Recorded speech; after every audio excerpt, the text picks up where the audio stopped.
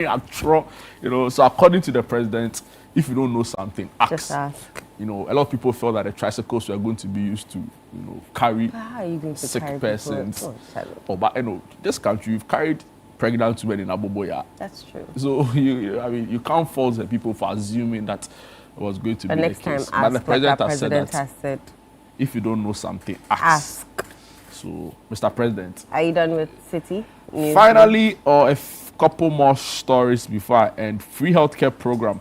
Yes, tricycles are not ambulances. Mama clarifies. And finally, OSP may be unnecessary in medium term. Guess who's coming from? Bernard Bediakon, who's member of parliament for Akwatia. Yeah. All right, I'm on graphiconline.com, and on that portal, President Mahama, free primary healthcare tricycles are not ambulances. They have a video for you to watch. Ibrahim Mahama unveils airport and road projects after engineers and planners mine takeover. See the areas that will be affected by ECG's planned maintenance on Sunday, April 19, 2026. Trade Minister launches Made in Ghana FIFA World Cup 2026 Expo. Ghanaian-owned pain and neuro rehab clinic opens in Dubai. NSA APSA launch zero interest overdraft to support NSS personnel. Vice President Opoku Ajimai engages GB Foods to boost Ghana's tomato value chain. DVLA to arrest, prosecute drivers with fake or expired DV plates and DP stickers from May 4. CFAO breaks silence on DVLA vehicle impoundment. We do not condone fraudulent activity, they say. And President Mahama takes Resetting Ghana tour to Northern Region. Jude? Yes, I want to take you to the newscenter.com. Their editor is Elvis Dakon. They also have the story on Daman Mine. They also have the story on the president saying that these tricycles are not to be used as ambulances. Also here, to be fair, they have very similar stories to citynewsroom.com. Also here is the story around the OSP, and that fears are he may be on his last days following the High Court ruling that said that his prosecutorial powers had been revoked from him and asked to go for authorization from the Attorney General. Okay, I'm on gna.org.gh. Stories you'll find there. France reaffirms commitment to dialogue on reparatory justice following UN resolution. IMF, World Bank, IEA unveil joint plan to stabilize energy markets. Tamale 24-hour economy market is biggest of all. That's according to our president. And UCC develops AI tools to boost food production and fight food fraud. Other stories, combating non-communicable diseases. Mahama warns against eating heavy meals at night. And that story was earlier this week. And vice president in Spain to participate in fourth high-level The president said that we shouldn't eat banku. Banku. How about fufu? And fufu, Fufu is heavy part. foods, yeah, at night. Because You know that they are the said- cause of some of your problems. High cholesterol, But me, the way I am, if I eat obesity. fufu, if I eat fufu at 2 a.m., I'll be fine. No, you won't. Is it the time, maybe we should get like a not to explain to her, is it the time of eating or the fact that when you eat, you are likely not to engage So you know in when physical you activity? eat, you're supposed to at least walk for 20 minutes so that the food would, know. But we don't do that. So that's what I'm asking. Yes, So if I eat it's at the 2 lack a.m. of physical activity. and I engage in some physical activity of a sort, I'm fine. What kind of physical activity? Oh, why Because you need to burn some. people 24-hour economy. Oh, well, that's true. we are doing it too. So if you eat the fufu and you burn it, Yeah. fine. But if you eat it and you go to bed, no. But to be fair, I've heard some experts and by extension, health workers say even if you are going to engage in physical activity at 2 a.m., it is still not advisable to eat that heavy around that time. I heard one say that, the way over time the human body has been conditioned, it still would have some side effects. But of course, we are not experts, so we can't see. You can't say. We'll wait for them to come and share with us. But I know you're supposed to give your body a time frame to reset. This research you are using some way. You know, but do you know, and on a more serious note, do you know that there's a fufu joint in this That Accra? runs 24 hours, or? They don't even come in the morning. They serve the fufu. They late in start the serving night. the fufu at 12. Like 12 midday or I'm 12 telling- midnight. Midnight. Obiadano. And by 2 a.m., they've picked. Just that if you go, you even get a sanka. And when you go, though, you now have to chew Chew your mako and your and liver. If you see young men and young women, and Rantiane, Mabawa, who are At that late? oh, you have no idea. That's crazy. You know, and I'm like, wow. you Wow. know. So it's thriving. And Hoko yede. I saw it on social media. Ah. So, you know, the president's call is timely Yeah. because I think we're just losing guard too much. People, Charlie, People are doing their own they are thing. you doing know. their own thing. See, they say we should sell Indomie. no So idea. Indomie at night. Kono biya chikusuyogu so sambo bigu Indomie ni Soche. Ye milani ye share milk no soche no a chikusuya 5. But you see, the thing is that, guys, we need to be moderate. You know, I'm pleading. It's important that in everything we exercise a lot of moderation. You know, too much of everything is bad. You know, sometimes I see the way we go about some of these things. I just cringe. You know, then there's gin here, then there's to just complicate your problems. Anyway, let me take you to the foreign front, right? There are a couple of big stories happening, and of course, we are in a global, or we are witnessing an ongoing global war, because even though there's a ceasefire, there are reported attacks here and there, and the Strait of Hormuz. Yesterday, my friend was telling me that Charlie, his wife has closed the Strait of Hormuz, so Charlie is hot. Charlie. Charlie. Hello, it's a serious matter, oh, Charlie. Oh, don't laugh. What did he do? I have to go and ask him. So what, we should all go and beg You have to go on and his, beg. on his behalf. The things happen, I have to call Trump. Charlie, is that the wife If close? Trump comes in, he'll spoil it. Charlie, is that the So wife? what's in the matter? I'm telling you, he said, Charlie, your wife close Strait of Hormuz. Oh, Charlie. So you for gather missiles No. and go and beg. I have to go and beg Oh, for it's him. serious matter. The BBC is reporting that Iranian officials say talks with US to end war have made progress, but sides far from deal. Also here, at least six killed in Kiev, Ukraine, as gunman opens fire and takes hostages. The Pope, your Pope, my Pope, everybody's Pope, Leo, right? What's his number again? Leo 14. The 14th.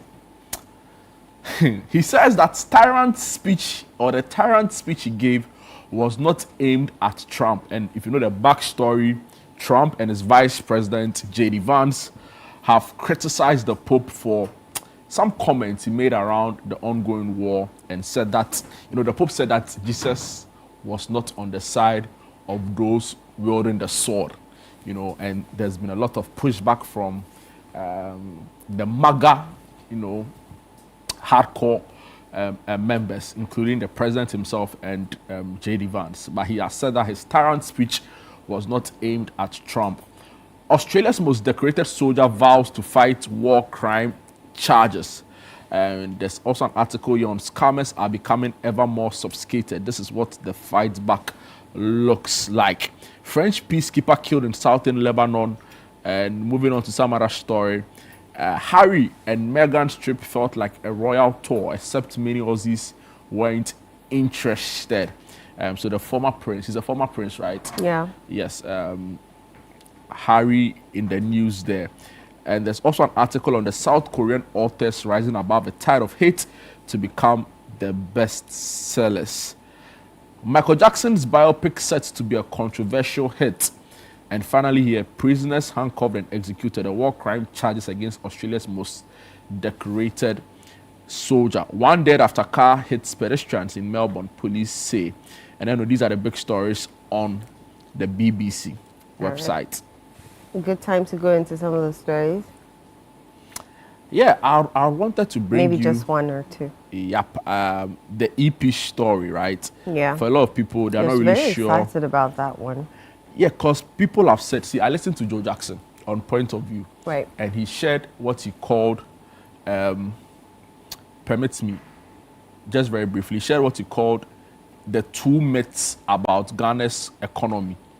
And he made the argument that, see, it's important that we build what he called strong men, right? So in this point, let's build strong men, not necessarily in the sense of like authoritarian men, because I don't say strong men, but like we should build, or let me say champions, economic champions, right? So people who are Ghanaian, who have money, who have leverage, who have the means to create jobs, to create wealth, to grow the economy, and the money stays here, right? And of course, the kind of names that readily come to mind. So people mention Zoomlion, people mention Ibrahim Mahama, all of that. And he cites Nigeria to say that, see, look at what Nigeria has done with Dangote and a few of the other top guys. And, inadvertently, when these people are huge like that, the money stays here.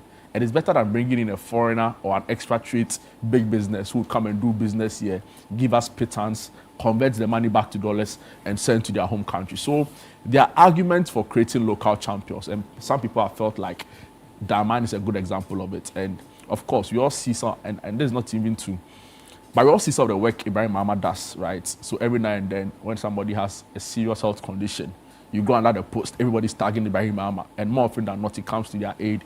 He's trying to also support other, people in society and all of that. So there are cases for him. But on the other side, there are also people who feel like a lot of what he's benefited from is as a result of his brother's position of being president, right? And some people even raise conflict of interest concerns and all of that. So it sets it up for an interesting spectacle, especially what a lot of people make, or the political class make of this. But let me just bring you excerpts of the story. Engineers and Planners officially takes over Daman Mine. Story by Akwesi Eje Enim. So the Daman Mine, formerly operated by Goldfields Ghana Limited, has been officially handed over to Engineers and Planners following the company's successful bid for the concession. The handover took place at the mine site on Saturday, April 18, 2026, where the Minister for Lands and Natural Resources, Emmanuel Ama Kofi-Boa, performed the symbolic transfer. Speaking after the ceremony, the Chief Executive Officer of Engineers and Planners, Ibrahim Mahama, highlighted his 3-decade association with the Daman Mine and pledged major investment to benefit surrounding communities. And this is the quote: I would say that, look, if we put all our minds together, this is a success story, and the plan I have for Daman Mine is not a joke. I just want to prove that we can invest in ourselves in this country, he said.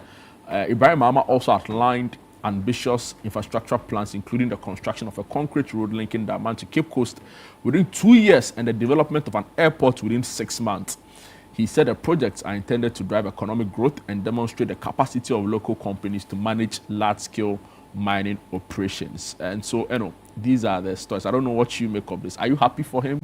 Are you happy for... Of course. I'm happy for him. It's a Ghanaian. I'd want to see what difference he'll bring to the community, because if you visit Obuasi, it's like a pale shadow of When was the last time you were there?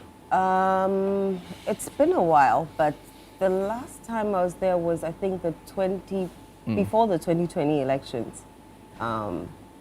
Before the 2020 elections, I was there. We had a community discussion on the elections and what they thought of the various candidates at that time. And to be honest, Obuasi is like a dead town. It is dark, it is dingy. Well, not what you'd expect from a community that has gold. You'd expect a bit more development. But aside the four corners of the Anglo Gold Ashanti space, there's nothing going on in Obuasi. Wow. So yes, I would like to see... One day we should go to Obuasi together and go and... I hear it's a really nice place. The breeze is cool. The people are nice. I hear a lot of positive stories around Obuasi. They just need a bit more development. So yes, so, I'd like to see what he do at Daman. The tender process for the takeover of the mine from Goldfields was, to show a capacity to raise around 500 million. That EP proved that. Now, according to some local researchers, for example, they estimated, Daman is estimated to host 3.5 million ounces of gold. Yes, and if you even use a conservative margin of $2,000 per ounce. That's in excess of 7 billion, right? So critics of this deal say that 500 million for a potential 7 billion, some way, you know, whereas supporters of it say, see, forget everything, forget the political background. Let's support local champions. So we'll be following this keenly. I think what a lot of people are interested in is that this brings the necessary development to the area, right? People cite Johannesburg, for example, the CAF president, right? Even their president, Ramaphosa, all of these people are examples of, you know, South Africa's investment in raising giants within the mining industry. So we'll be following this keenly and hope that Daman benefits, so that when I buy my land there, I can cross my leg and just, you know, enjoy good roads, you know, good healthcare, and all of the other benefits that come with, you know, supporting local champions. Right. Good time to take a break.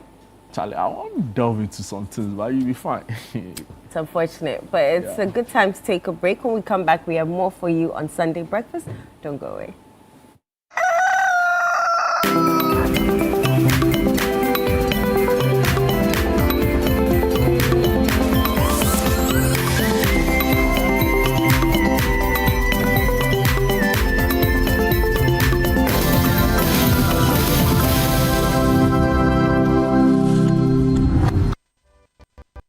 My line of work, a confident smile is everything. Kel Charcoal Toothpaste keeps me on top of my game and ensures my smile is always radiant and bright. With the tiring nature of my job, we spend several hours under the scorching sun. To keep our teeth white and our breath fresh all the time, we use none other than Kel Charcoal Toothpaste. Kel Charcoal Toothpaste. You're on a Kessie and in a kit one. Samayo Kendini, who be here, Semetra Sapapadia to Amame Manfo, Kel Charcoal's natural ingredients, and a bomb is several buying, a man is swing, Nesasu Mama Hotoso, a will beg you. Kel Charcoal Toothpaste. Choose Kel Charcoal Toothpaste for anti-cavity, whiter teeth, and fresher breath all day. Available in 80 gram and 150 gram. Grab yours today. Kel, happy smile. This advert is FDA approved. Your health is in your hands, but at some point, it passes on to us. At Mintuba Hospital and Coloproctology Center, we believe that quality healthcare isn't a privilege, it's a right. Equipped with cutting-edge technology, we are fully prepared to effectively deal with all colorectal and proctological conditions.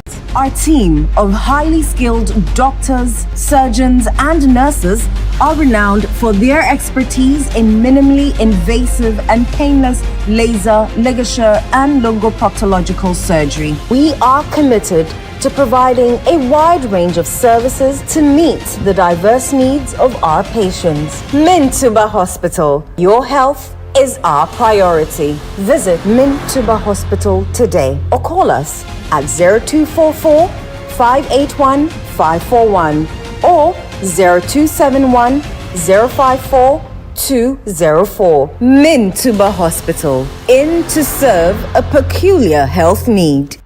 Heartbreak hurts, but how do you move on without becoming bitter?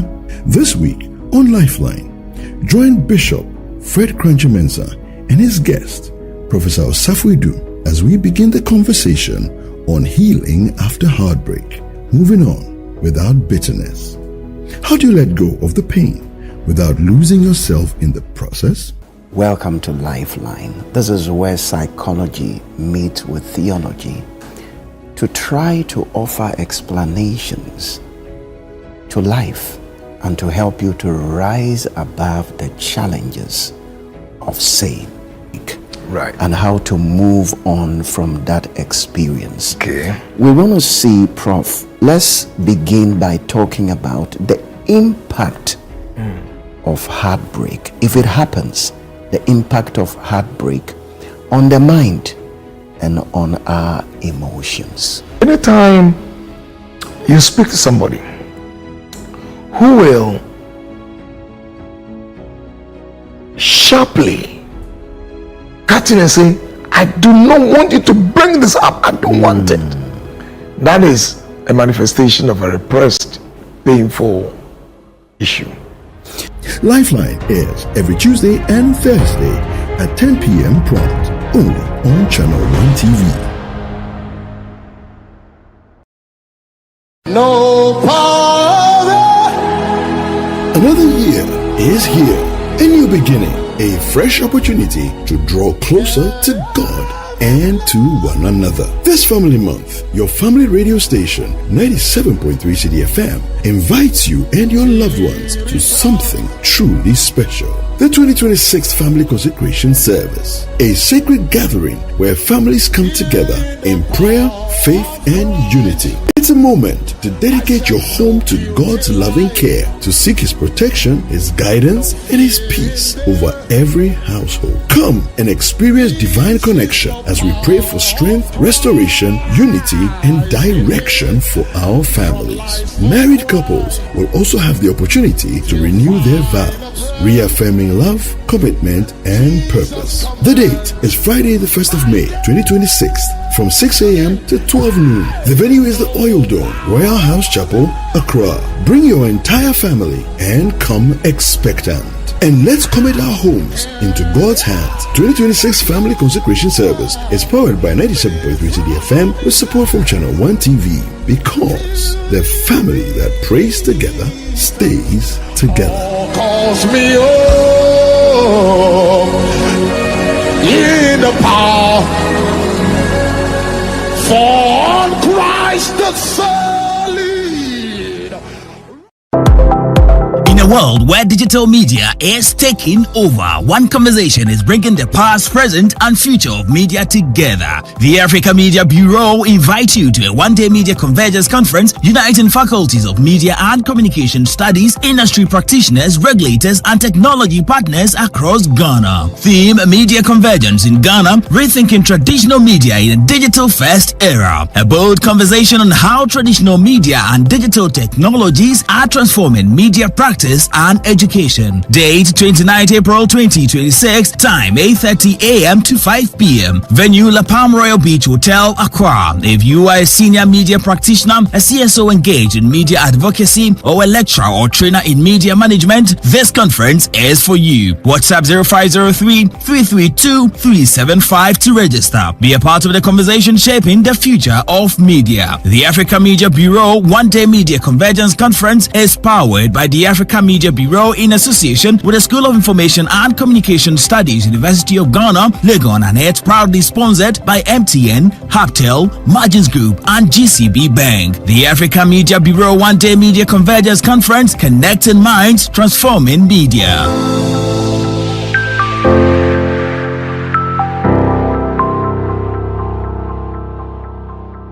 This is the Upside Out Show. This is the Upside Out Show. This is the Upside Out Show. Your favorite lifestyle show on TV. From exclusive interviews with your favorite personalities. The child in me sometimes is quite predominant. So hold on. I hope you understand. And people misinterpret that. I'm a very calm person. Okay. What's been keeping you busy now? Staying out of trouble. That's keeping me busy. So behind the scenes secrets that you haven't seen or heard anywhere else. Aha! Yeah, that's what I'm talking about. Here on the Upside Down Show is where it all happens. Today, people don't care about morals, people don't care about intentions, people don't care about anything. Your money can buy you any and everything. But you will not last. Really? No, you will not last. But then the person see the dead body. I thought we'll catch you. No, you people. Catch the Upside Down Show every Sunday at 7 p.m. only on Channel 1 TV.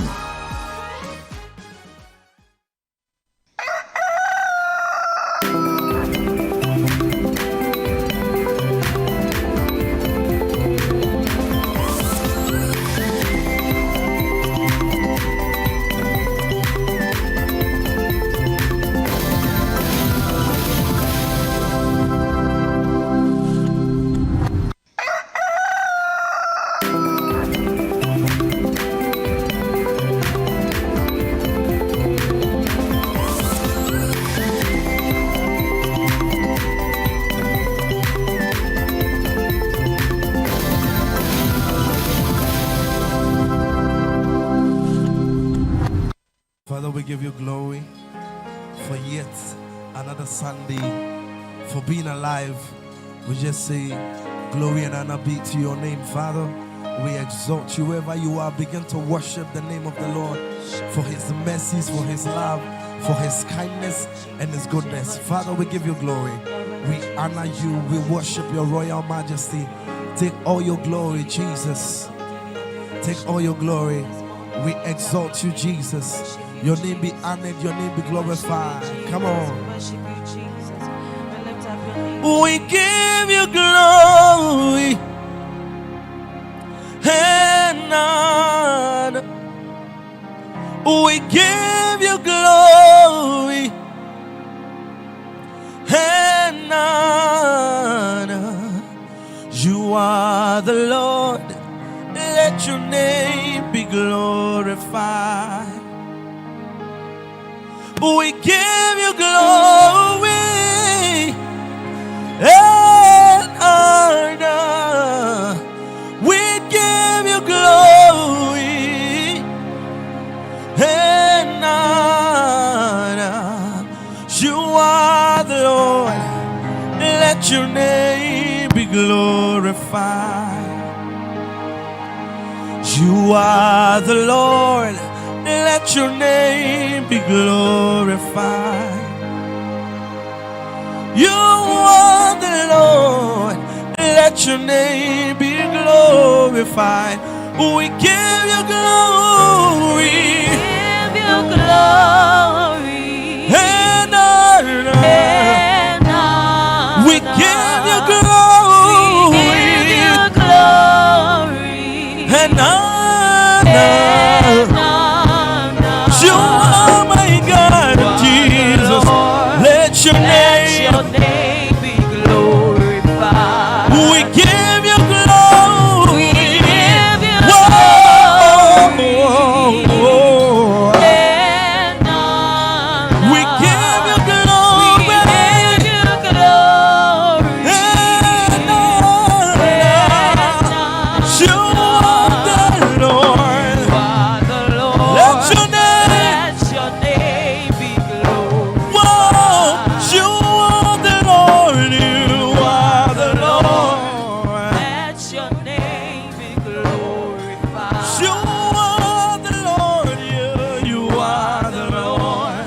Let your name be glorified. Hey, we give you glory. We give you glory. And honor.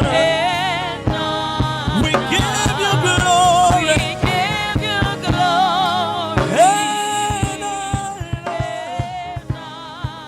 oh, you are the Lord.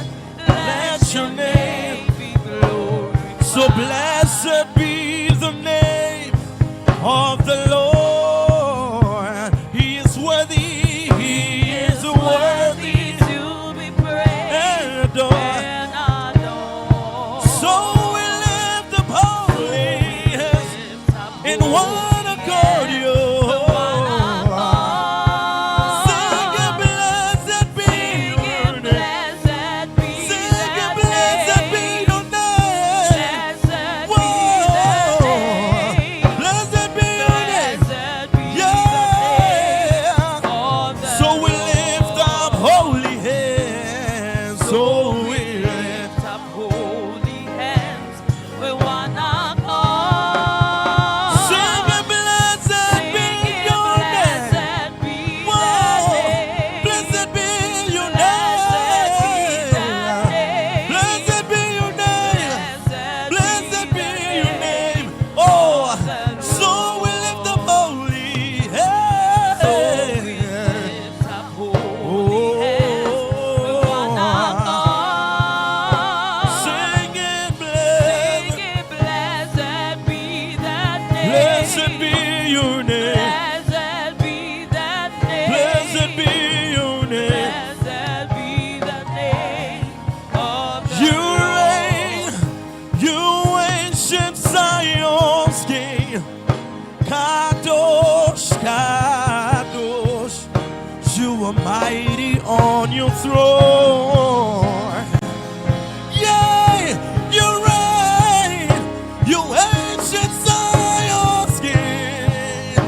Kadosh, Kadosh, Kadosh, Kadosh. You are mighty on your throne. Say, you reign.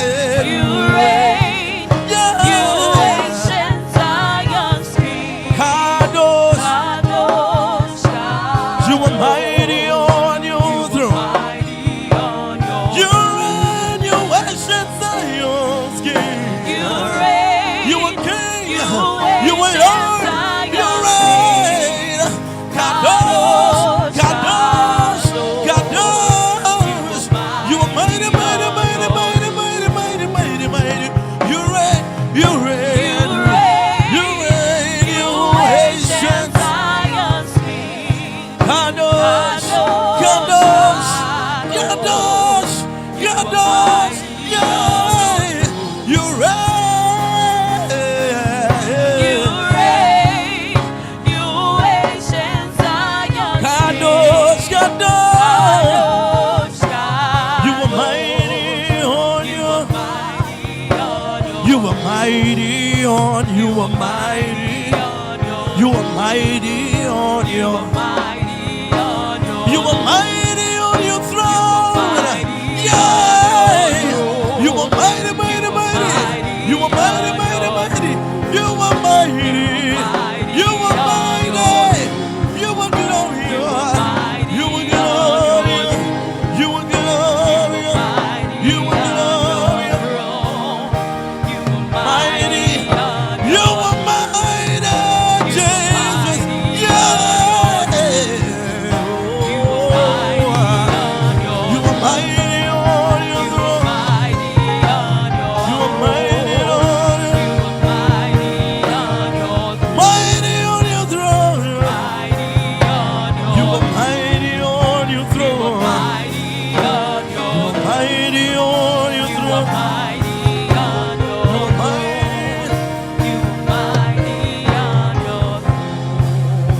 So mighty, mighty God. Everybody, come on. We worship you today. Come on. We give you all the praise. Hey. As we lift our hands to you.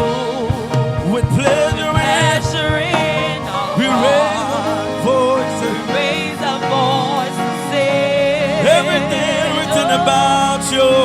Everything written about you. Mighty, mighty God. Mighty, mighty God. We worship you today. We give you all the praise. As we raise the voice, as we lift our hands, as we give ourselves to you, with pleasure in our heart, we raise our voice. We raise the voice.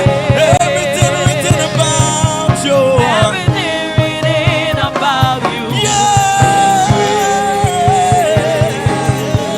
So you are great. You are great. You are great. You are great. You are great. You are great. Oh Jesus. You are great. Say you are great. You are great. You are great. You are great. Everything written about you is great. Onisha, Iyanu, hey. You are God of awesome wonders. I tasted of your power. Tasted of your power. Onisha, Onisha, Iyanu. You have shown me so much mercy. You have shown me so much mercy. Much more than I deserve. Much more than I deserve. Onisha, Onisha, Iyanu. You are God of awesome wonders. God of awesome wonders. I tasted of your power. Tasted of your power. Onisha, Onisha, Onisha, Iyanu. You have shown me so much mercy. You have shown me so much mercy. Much more than I deserve. Much more than I deserve. My eyes, come on. My eyes have seen. My ears have heard. My ears have heard.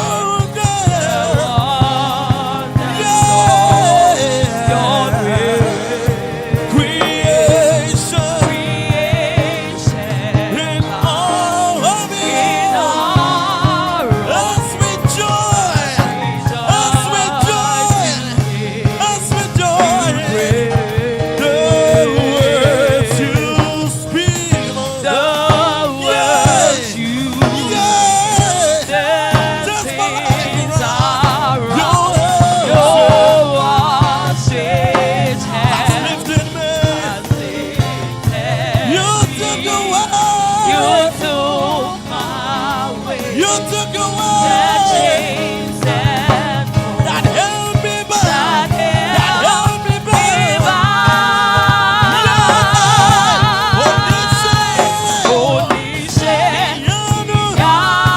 You're the God of all. I tasted of your power.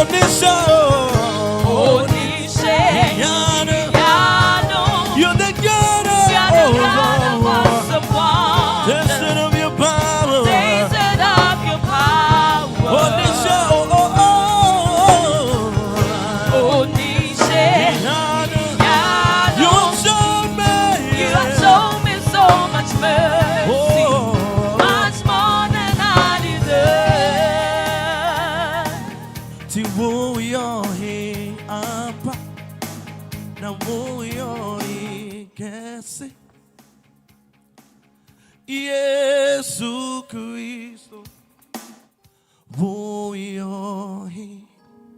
woyohi apa na woyohi kesi. Yesu Cristo, woyohi na power, woyohi kesi ohine. Yesu Cristo, woyohi na woyohi apa. When I went there, one year, summer, so yes, we nane. Yes, away, yes, away, yes, away. Woyo, you know, where there was so, where there summer, so yes, away.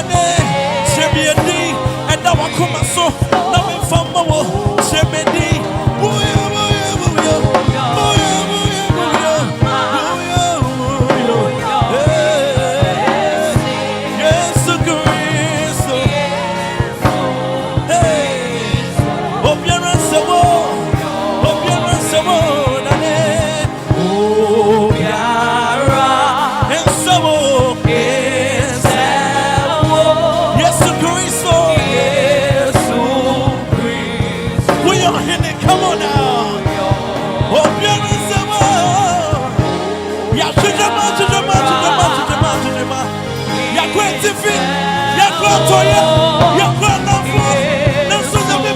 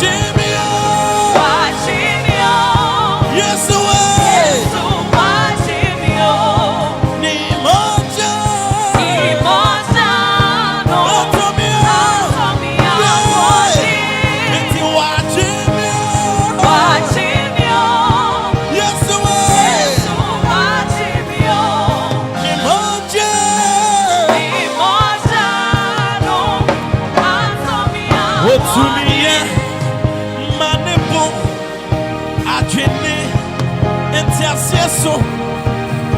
Baby, I'm so no. Nia waka nebemu nia oshe nejina. Baby, I'm so no.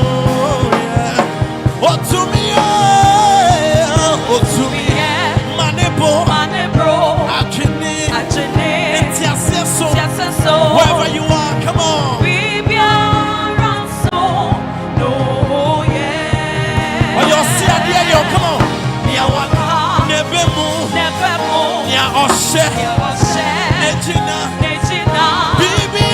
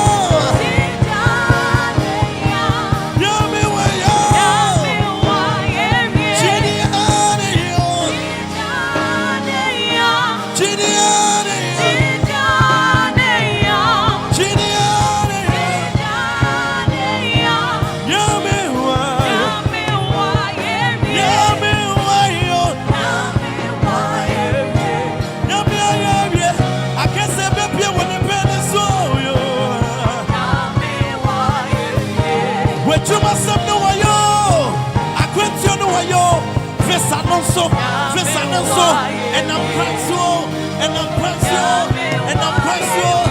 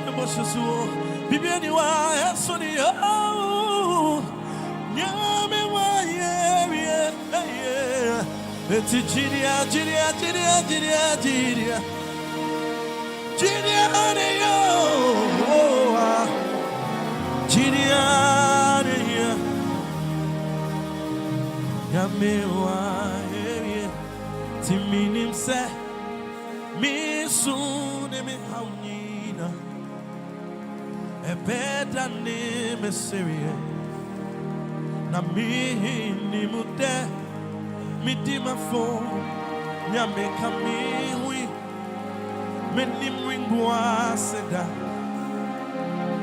mi ni mude ube to me watch your day se me sofreno hi ademo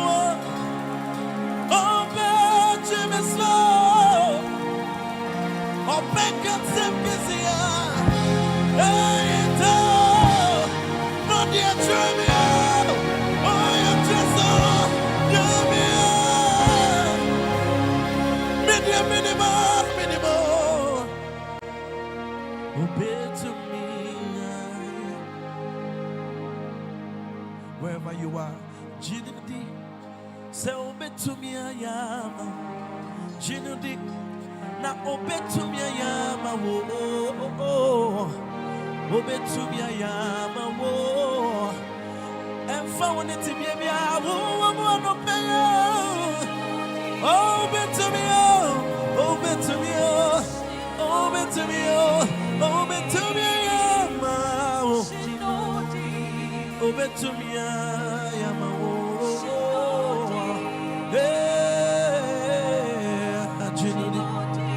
obey to me, I am a war.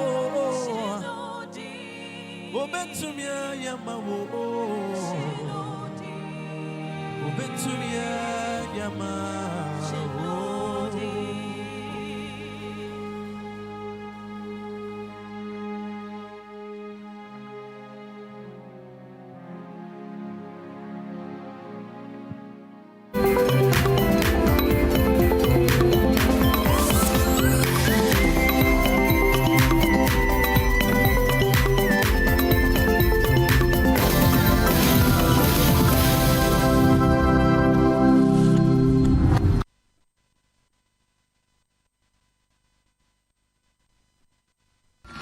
we gather again, not as spectators, but as offerings unto the Lord. Join Brian Kufo Ministries for Ovation 3. Date, Sunday, 26th April.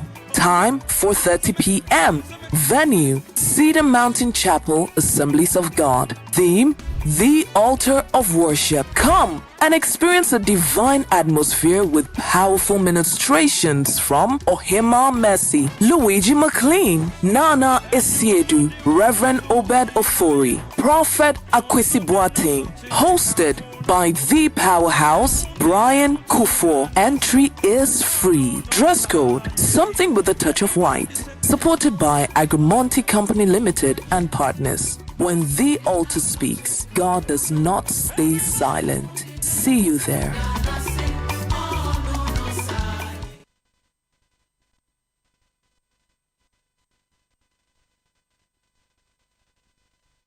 What a powerful, powerful, powerful time with God. I have the lead singer here with me, Brian, and he's, we're going to have a bit of a chit chat and, delve more into his life with the band as well as the upcoming show that they have. Hi, Brian. How are you doing? The Kufo is a relation to the former president. I get this a lot. You get this a lot, huh? Well, not really, but definitely because he's my president. I'm related one way or the other. I like that. Yeah. I like that. That was very powerful. Glory to Jesus. How easy or how difficult is it to put such a band together? Yeah. Okay. It's not easy. Yeah, there's actually nothing that's easy, but you always need to have what I call something on your mind, something you want to achieve on your mind, something that you want to see. So based on that, you get to engage people who you think are linked or are in connection with what you want to see. So there are a lot of band people, but God has given me these ones because I feel a connection and they are aligned to what I want to achieve. So that's why I'm working with them. Yeah. That's amazing. Do you write your own songs? Yeah, I do. Oh, you do? Every Did you single one perform of them. any for me? Yeah, I did. Oh, you I did? did. Which one was I it? performed 3 of my songs. Ah. Yeah. What are we expecting on the altar of worship? I see you all wearing the shirt. Yes. What is the altar of worship? So the altar of worship is actually the theme for the main program, which is Ovation. Okay. So this is the 3rd edition of Ovation, and we have themed this year's service altar of worship. We had the first one, which was our first album recording. We were privileged to have Joe Mertilin and Ife Grace on it, and then last year we also had the second one, which we had Kofi Pepra, Perez Music, and Akese Brimpong. But this year we are doing the 3rd edition, which we have themed once again altar of worship. Yes. So that's it about the altar of worship. No, an altar is a place where humanity meets divinity. So that's the place where God meets his people. So on the 26th of April, we are going to meet God at a special place called the Cedar Mountain Chapel. And normally in the olden days, altars were monuments that were built.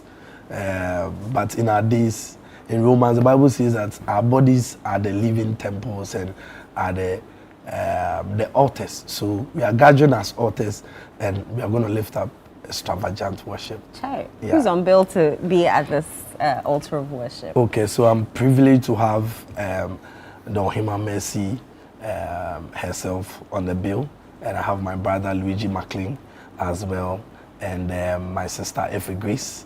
Yes, and then being supported by very spiritual men, Reverend Obed Ofori, and then Prophet Akwesi Boateng as well. So we just worshiping, are we singing? Will there be a time for scriptures or teachings? Like what's supposed to happen on that day? Yeah, I feel you are in the spirit. Yes. So yes, on the day we're gonna have, like you can see, we have musicians on the bill. Yes. And we have men of God also on the bill. So it's a combination of prayer, worship, word, deliverance, breaking of altars, breaking of chains. It's going to be a very highly spiritual night. Yes. And I see that free entry. You have money. You won't charge us to come. It's free. I like that. You have money. Amen. Amen. It's free. Yeah, it's free. Wow. It's free. Yes. This is our 3rd year running, and then still it's free. Yes. 3rd year still free. And your sponsors, no cash day. I don't know what to say, but by the grace of God, we have the capacity to do it free this time. But as time goes on, as the Spirit leads us, we will see what the Lord will do. But for now, it's free. For now. Yeah. For now. Yeah. And then I see a barcode. When we scan to register, what are we getting, or what? You said scan to register. Yeah. So we can't just come. Yeah. So you can just come actually, but if you just come, that will mean that you have to queue to register before you enter. Oh, okay. The program is free, but to enter the auditorium where everything is going to go on, you may have to register. Okay. You know, we need data to circulate stuff and capture a few things. So you, in the comfort of your home, you can just scan the barcode on the flyer and then just register wherever you are in Accra or in the world. You can just scan and then register. Other than that, you just come and queue on the day of the program at the gate to do the registration. So wherever you are, just use the code on the flyer and then register before you come. So when you register, you just show your registration details and then you enter. But if you don't, you would have to go through the process of registration before you which enter. might take a while. Yeah, take a while. I see over the past 3 years, you've had big acts on your at this event, Ovation, and this is the 3rd one. Tell me what brought about the idea of doing Ovation. Okay, so we've been doing music for quite a long time. Okay. Yeah, for me, I've served in church for a long time. I've raised choirs, I've raised musicians and all that, and I've also released a lot of singles and then medleys. Yes. But for us as musicians and for me personally, it is a call. And you know, for some time before I started the program, I was receiving a lot of push. Everybody buying that Ben, I'll best start to program, that Ben, I'll be here, that Ben, you know.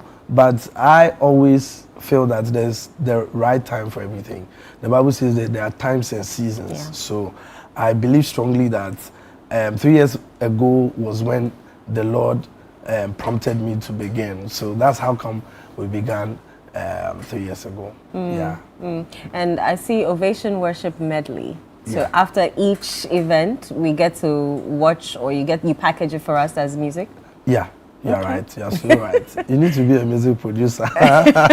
So after at the concert, some of the songs that we sing on the day is being reproduced properly, and then we place them on the guitar stores and then YouTube channels for people to have access. Normally, when people come for the program, they ask, where can we get to soak ourselves in it? So we repackage the songs that we sing, some of them, and then we put them back on the digital songs so that people can have access as well. You know, the world is such a big place, and the venue cannot contain everybody. So when we do that, people who were not even able to come for the program are able to have a taste of what went on at the program at the end of the day. So where can we listen to these songs? Mention the All right, the so platforms. before I say it, by God's grace, we were blessed with an album 2 years ago, which has Joe Metal on it, and then Ife Grace also on the album. Okay. So you can hop on every digital platform, iTunes, Spotify, Deezer, wherever, and then on YouTube, we have a lot of our music videos too on YouTube, and you can have access. The name is Brian Kufuor. It doesn't change. There is no underscore. There's nothing. The name is Brian Kufuor. Just hop online to every digital store, and you get access. And you get access. Yeah. So, just before I let you go, why shouldn't we miss Ovation 3 altar of worship? Okay, so like I said earlier, this is not just any worship. We are actually really going to meet God in real time. Yes, and the Bible says that where two or more are gathered in the name of God, His presence is there. And we all know what can happen when the presence of the Lord is in a place. Exactly. I don't know what you are expecting in your life or what you've been praying for a long time. I just want you to come and put worship on it. So if you've been praying for a long time, this is a perfect opportunity for you to raise an altar of worship. If you've raised an altar of prayer, come, let's raise an altar of worship. Because the Bible says the Lord inhabits the worship and the praise of His people. So when we worship, the Lord stands up from His throne and then moves Himself. Prayer will send angels, but worship will send God Himself to come into the situation. So don't miss it if you want to meet God in real time. Brian, thank you so much. It's been simply amazing. We still feel, the worship-filled studio. Everybody was dancing. Thank you so much. God bless you. And I wish you well. We'll definitely be there to support you. We'll continue to push Altar of Worship on our platforms as well. Thank you so much. Thank you so much. All right, you're still watching Breakfast, Sunday Breakfast right here on Channel 1 TV. That was an amazing interview with Brian. He's inviting you to Altar of Worship, free entry, Cedar Mountain Chapel on the 26th of April at 4:30 p.m. We'll be right back.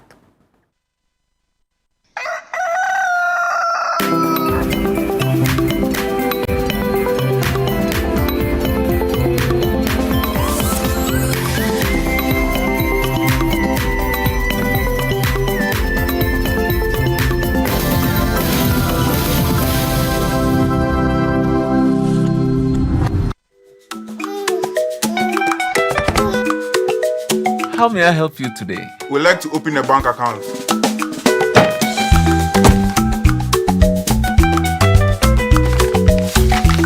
Sign here, sign here, sign here, and here. And now you draw direction to your house. I need your thumbprint. And I'll need your birth certificate too. No, I need the original. A lot has changed since you bank like this. So have we. We've made it easier than ever to open an account online and bank on the go through our mobile app, online banking, and more. EcoBank, a better way to bank your way. Sign here, and here. EcoBank, the Pan-African Bank.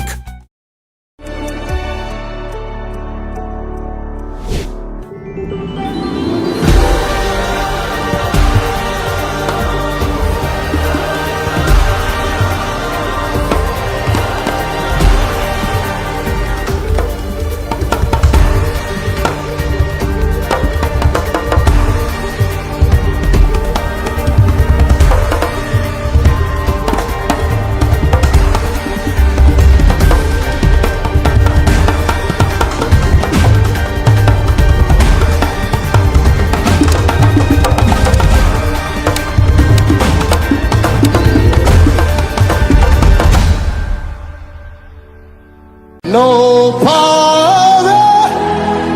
Another year is here.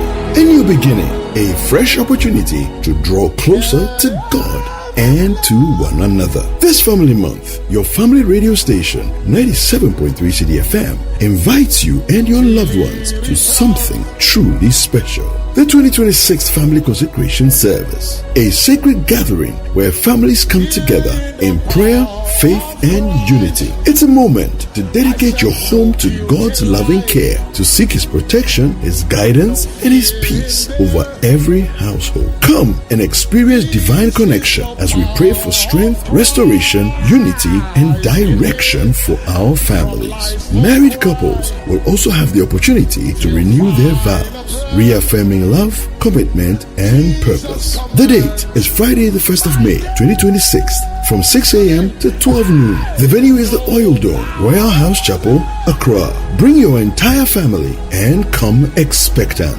And let's commit our homes into God's hands. 2026 Family Consecration Service is powered by 97.3 CDFM with support from Channel 1 TV, because the family that prays together stays together. Calls me home in the power for Christ the solid. Welcome to The Point of View. This is your favorite current affairs show here on Channel 1 Television. On The Point of View, we pick the right topics, get the right guests, and ask them relevant questions on issues that matter to you. With the complexities of the issues happening around us on a daily basis, it's the hard-hitting conversations and the probing questions of The Point of View. So what is the Public Account Committee's job? So what we do is to scrutinize, clarify, and find out why certain infractions have been made. What do these IMF programs try to do? The current program is for budget support. Okay. There are no projects attached. That teases apart the twisted entanglements of politics and governance, as well as religious and social discourse. The Point of View brings you the policymakers and duty bearers and drills down to the very bottom of issue. What authority do you have? The Point of View airs every Monday and Wednesday at 9 p.m. only on Channel 1 TV.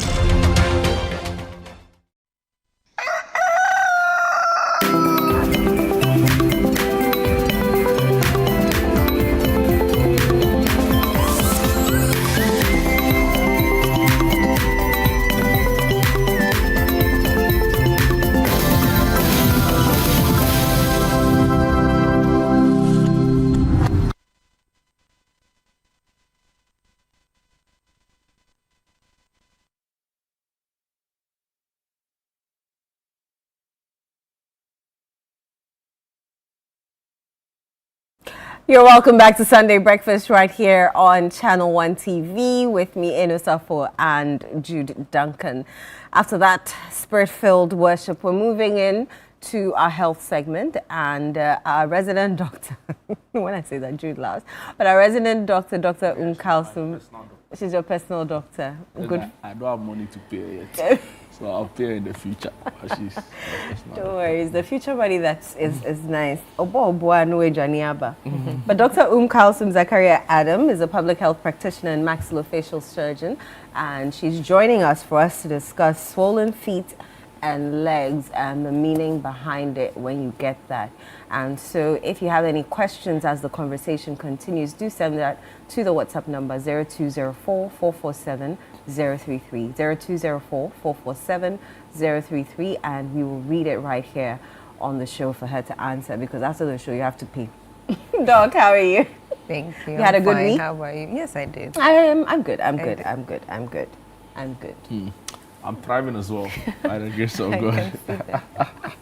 Look, you know, it's been an interesting week from a health perspective. Okay. Government launched free primary health care. A lot of people were actually confused what it meant. You know, they were confusing free primary health care with the CHIPS compound, with OPD services. You know, maybe just briefly, very briefly, explain to us what it meant by that. Okay. So Yeah. basically, it's for people to be able to assess and then be able to have OPD services when they do come to the hospitals for free. And actually, when you look at what he launched, you notice that there are different aspects of health that have been covered in terms of menstrual hygiene, in terms of diets. So when it comes to dietitians consult, when it comes to most of the cases that have to do with NCDs, so non-communicable diseases, from hypertension to diabetes to certain forms of cancer care. So once you do come in, it means that now when you come in, you don't have to pay for those services. You would be taken care of. And I think when you look at it, or when we can have a show where we'll delve into it properly and then give more meaning to what really the primary health care entails, so that people will be able to see it in that lens and look at it as a glass half full instead of a glass half empty. So it's welcoming There's news. always, there's always, something positive about it. And that's what I would say. Amazing. Yeah. All right. So to today's topic, swollen feet and legs, and I understand it's called peripheral edema. Edema. Edema. The O is not pronounced. Looking at you. All right. What at all is that? Okay. So when you say peripheral edema, it has to do with abnormal accumulation of fluids. So certain times you see that people may have had, typically maybe this is where a lot of people would have had a little experience when it comes to it. When you have a long journey and then you have been immobile for a while and suddenly you notice that my feet look puffy, my feet look swollen, and when I put my finger on it or I press, I notice that it leaves a dent. So that is what we are talking about when it comes to peripheral edema. And peripheral in the sense that, so edema can happen anywhere in the body, but peripheral edema basically has to do with the extremities. Right. So when it comes to your feet and then your limbs, that's when we see peripheral edema. And the number one cause has to do with how it even happens. So maybe I'll start from the first principle where we notice that we have blood vessels, and then we have blood that goes through these blood vessels. Now this blood contains a lot of substances. When it goes to the lungs, you get it oxygenated. Then when it goes to other parts of the body like the GIT, you get some food or nutrients that this blood would carry. So now when blood gets into the cellular level, or when it gets to the cellular level where it needs to, some exchange needs to take place. So the exchange would be that, okay, we will take, when it gets to the cells, the oxygen will be taken up, and then the nutrients will also be taken up, and then the waste products of metabolism will then be deposited in this blood, and then it goes back into the heart, and the whole circulation starts again. So now what happens is that at that micro level, we have the arteriolar end, and then we have the venular end. So there's something we call proteins. These proteins give us what we call oncotic pressure. So I'm sure in our primary schools, we thought we knew something about osmosis, you know, and diffusion. Exactly, you know. So basically what proteins do is that it tends to give us this oncotic pressure. Okay. So this oncotic pressure helps to keep fluid inside the blood vessels. So you need a certain form of hydrostatic pressure to help push fluid outside into the tissue space so that there will be that exchange. And then after the exchange has occurred, you need another pressure that would help to move the fluid back into the blood vessel, into circulation again. So usually it's the oncotic pressure. You need a certain form of oncotic pressure to help you to do that. And that's usually you get from the proteins that is within the blood vessel. Now, when you have issues pertaining to this oncotic pressure or the proteins, then it means that the blood or the tissue fluid would be abnormally accumulated in the in your feet or your tissues or the dependent area, and also with gravity acting on it. So you see it more in the peripheral regions where you have your ankle, your feet, and all of that.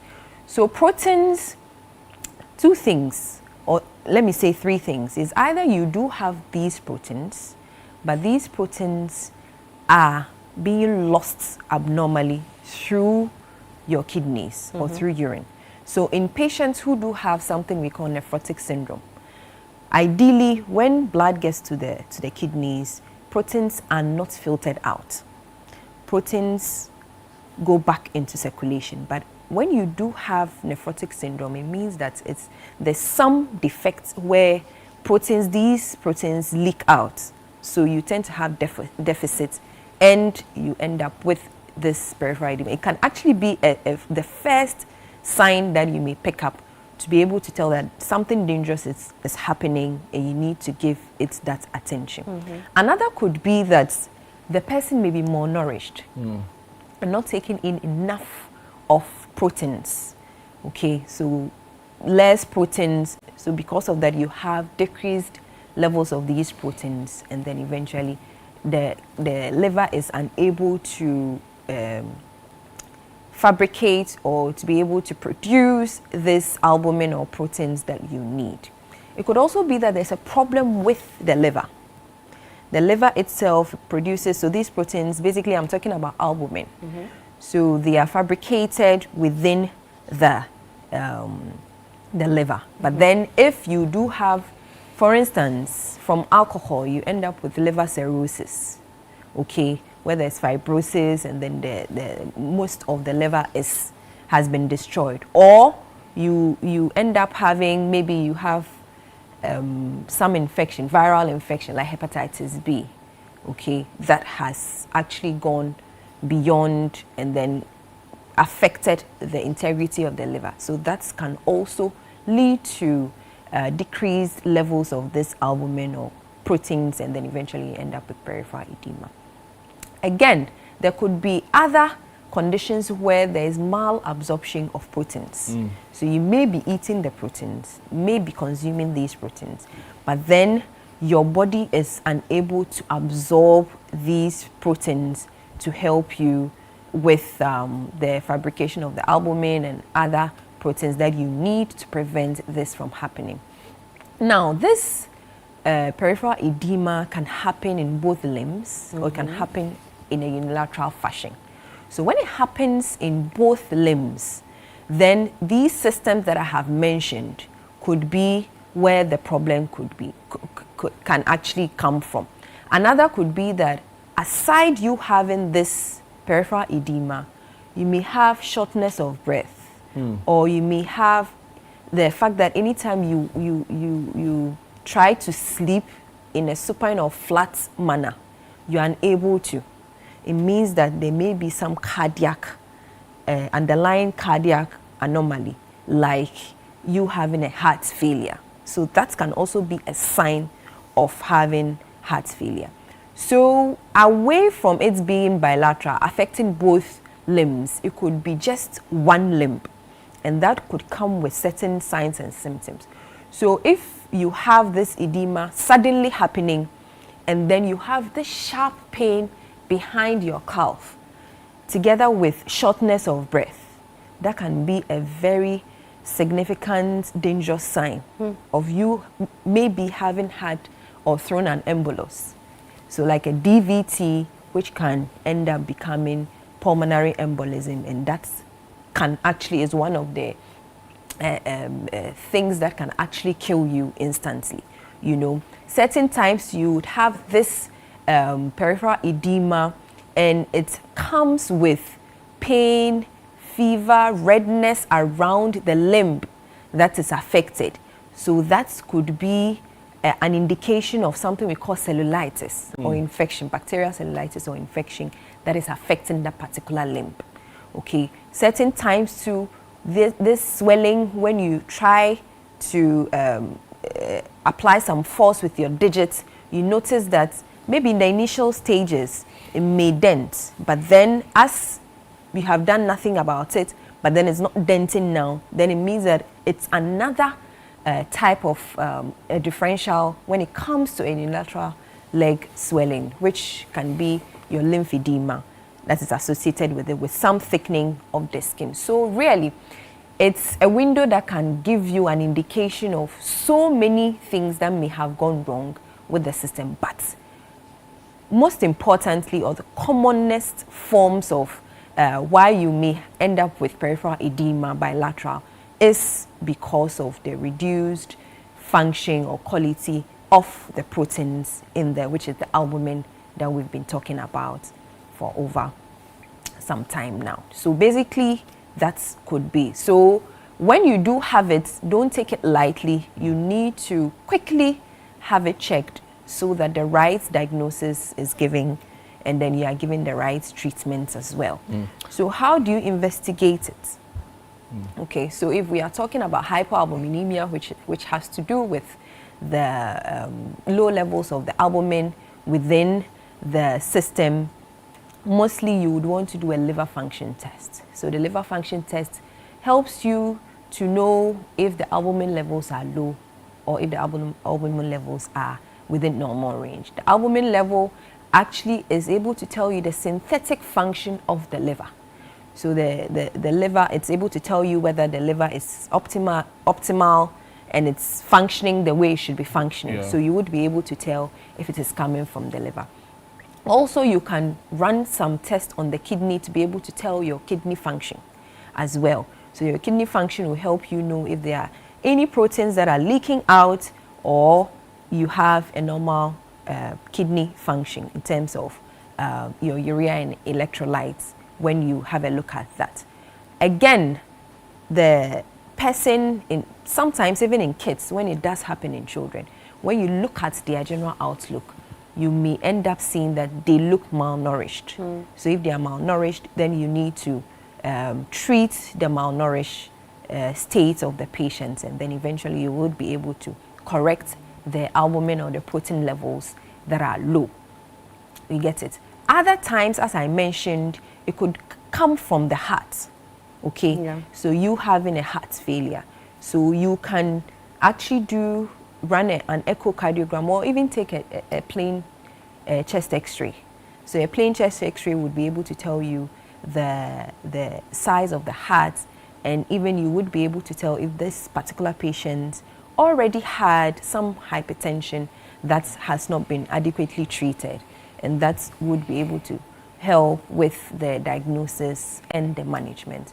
So really it depends on, and if you're suspecting a DVT from a unilateral leg, so you can do a Doppler ultrasound of the vessels as well to be able to tell if really it's coming from there or not. But basically most of them are coming from low albumin levels, and that you can get from your liver function Can you test. use a cursory observation, of course, from an expert's eye to tell the difference between the swollen feet and elephantiasis? Yes, you can. So elephantiasis basically would be when it comes to, it's a parasitic infection that has caused blockade of the lymphatic system. So you remember I mentioned it could be lymphedema. Good. So for the lymphedema, when you try to apply that pressure, you notice that it doesn't dent. Okay, and then there'll be thickening of the skin associated with it. So those are some of the few things, that clinical signs that you can use to be able to tell. And of course, the history would also be able to tell you if they have been exposed to any parasites in that or in an endemic area. So really you look at from the history all the way to the examination to be able to make that diagnosis. Yes, So but you how would can be able to tell. How can you manage it? Okay, so for the mild ones, basically, especially those who maybe it's because of stasis. So when I say stasis means that I do not really do have a defect or low levels of albumin or protein, but I have been maybe in transit for a very long time and I haven't moved. Okay, so because I haven't moved, it means that my soleus pump, that is just behind there's a muscle that we call the gastrocnemius muscle, and there's a vein there. So the action, once you move, the action of the muscle helps to push the blood. Right. Okay, it pumps the blood back up. You know, it's going to be against gravity. You know, so for those ones, the transient ones, you can just advise that you elevate the limbs. So once you elevate the limbs, it helps with the venous return, and then the whole cycle continues, so that that's transient pitting edema, you are able to get rid of it. But the others, if it has to do with hypoalbuminemia, where the protein levels are low, it means that you have to augment the protein intake. But before you augment the protein intake, you should have good energy sources in there. So good energy sources, so that when you give the proteins are not broken down into energy. but rather you have the energy sources that is going to be used for your regular metabolism. And then also these proteins will then be used to be built up so that you can end up building up your albumin levels.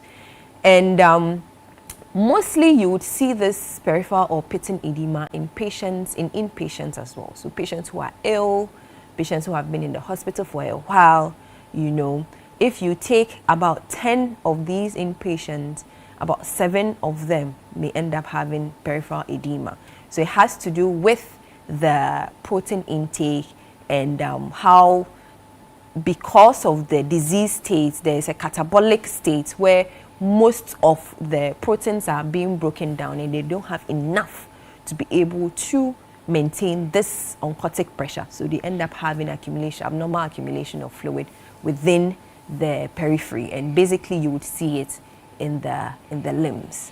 So away from the proteins, so if it has to do with proteins, you augment your proteins. If it has to do with cardiac issues, as I mentioned, if it's heart failure, then you need to, from an underlying hypertension, then you need to be able to take care of the hypertension so that you don't end up. So basically that's depending on the underlying etiological agent, you would be able to manage accordingly. But if it is mild, and as I explained, then you would advise that you would have to elevate the limbs to be able to. If it has to do with a DVT, like unilateral, what is being shown in the picture, you notice that then you would have to do certain series of tests like your Doppler ultrasound to be able to ascertain if really that is it. Sometimes it shows up in pregnancy, doesn't it? Yes, it does show up in pregnancy. So pregnancy is one of the physiologic, I won't say pathologic, because we don't consider pregnancy as a disease.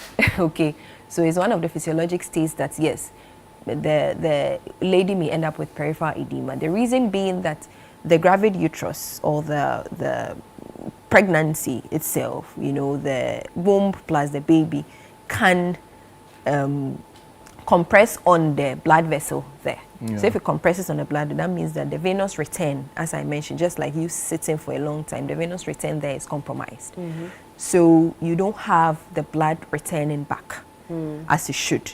So in such cases as well, even sometimes when they do come, you would have to make sure that they position the gravid uterus in such a way that it doesn't compress on the inferior vena cava and causing stasis and then the peripheral edema that you may end up with. Yes, so that is one of the patients that you would end up with peripheral edema when you are looking at it. Yes, in that sense. Ask the question.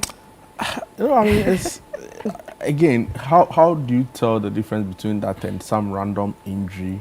Okay. After a kickabout. Yes, that's true. So trauma is also another form of injury that you can end up with a swollen limb. Mm-hmm. So it's likely maybe there's some fracture of some sort in that particular limb. But really you would be able to tell the difference because there should have been a trauma that may have led to that particular limb becoming swollen. It's not all of a sudden but you mean sometimes limb becoming I play football and I'm very good at it. I mean, not by fault. You know, sometimes you play, you're hit, there's trauma, but it doesn't show immediately. Yes. A day or two later, or maybe a day after, you see the swelling. Exactly, but there's a history of what? Trauma. Okay. So that history of trauma alone, and also you notice that in such cases, it will be localized to that particular limb where that's the particular injury happened. And you would have signs of inflammation. So aside the fact that it will be swelling, there may be some redness there. You may now feel like, I can't use this particular limb again because I need to be very cautious in using it. Right. Okay, loss of function for that temporarily, for that particular limb. And then there will be tenderness. So when you try to touch it, okay, you notice that it's painful, okay, as opposed to the other unilateral limb swellings. So if it is regularly as a result of hypoalbuminemia from peripheral edema, you don't expect tenderness or pain. okay, associated with it. You just have the indentation when you apply the pressure. So that's, you can also use. Doctor, there's a question here. Hello, I am a lady of 32 years old. I've had severe waist pains for the past 3 years. MRI scan was normal. Epidural couldn't stop the pain. I am negative for sickle, I assume cell at the end.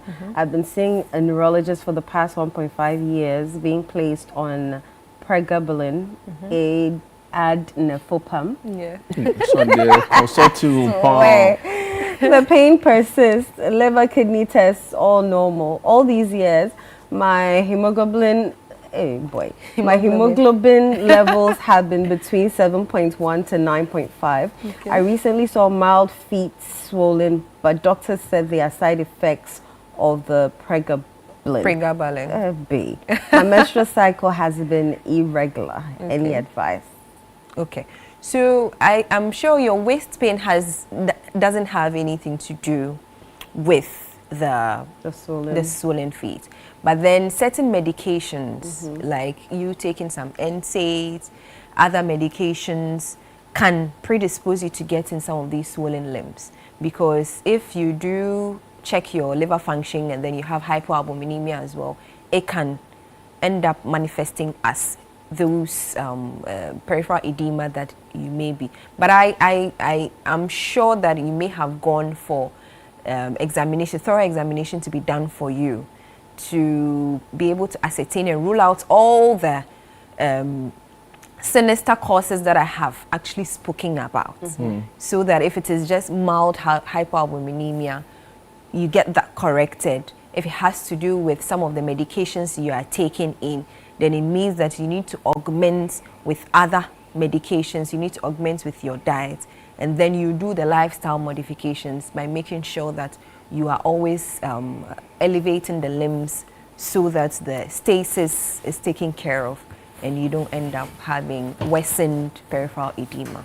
All right, Doc, thank you so much. We've learned a lot. I'm sure Jude has as well. Let's take you to the Volta region, specifically the North Tong district, where pregnant women have to travel miles to get care.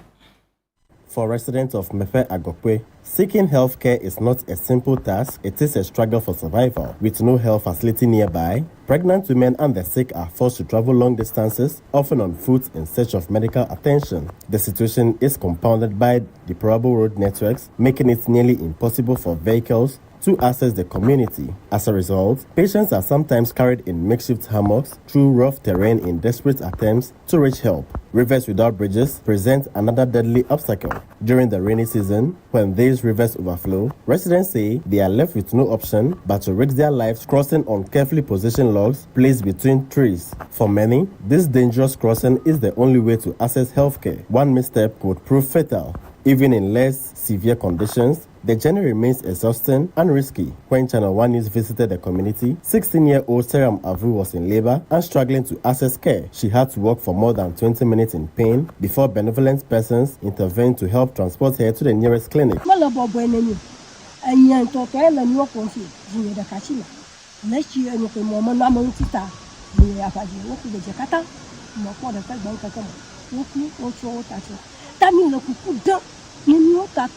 Bowo ya ko wa ko ni nye be ndudu atwo mi ogie ya si odo na mi legia ndudu suoye ni anyamachi ko ino no ta kan ma cho blineta ma cho gan aka memo na mala no akata choga na shi doi pa cho ga ga ni ma nya chi fufu ga ga da la mi asi nya ta ko ye mo atwo nye ntola na ebe oku nye ntova afi wa fo akunyo ba ga de apa ko adisi. Another resident, Sylvia Gaju, says Seram's experience is just one of many. Delays in accessing healthcare, he laments, have led to worsening conditions and, in some cases, loss of lives.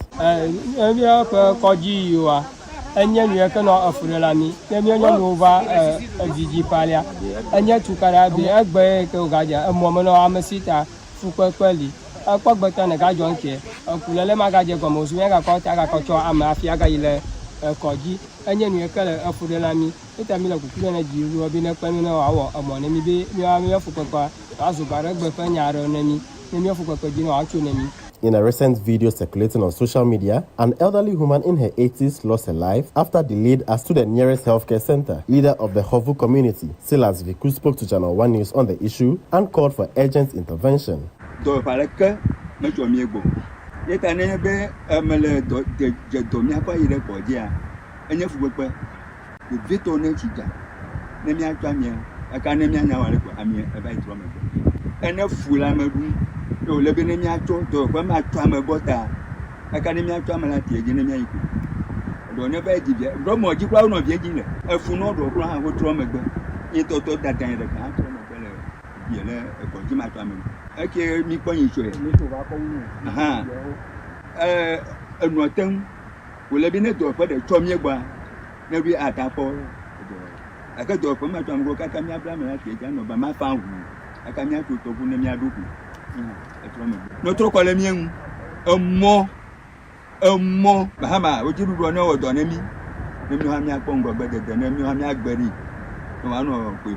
Coupled with these challenges is the lack of access to clean water. The same river residents risk their lives to cross is also their primary source of water for drinking and household use. According to the residents, they share this water with cattle and other farm animals, raising concerns about hygiene and disease.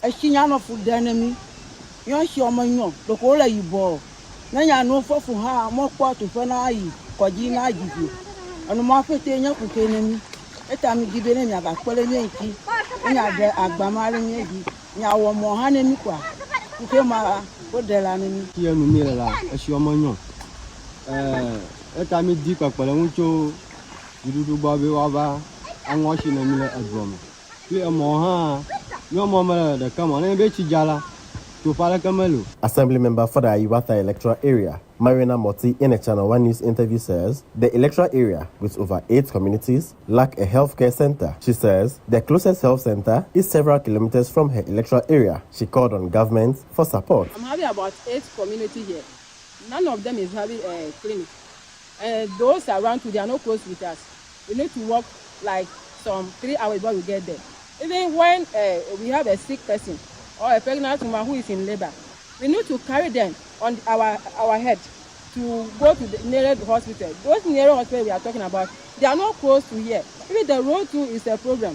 When it rains, there's nobody who can play with the road. There's no motor before talking about a car. So we are pleading with the government that we are many here. We are many, so we are pleading with the government officials.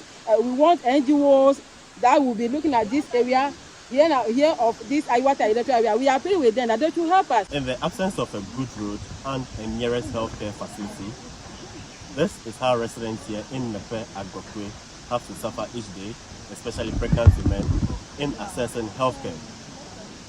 They are calling on government and other stakeholders to construct a good road and also provide them with a quality healthcare facility. Reporting for Channel 1 is from Mepe Agokwe here in the Northern District of the Volta region. My name is Desmond Selassie.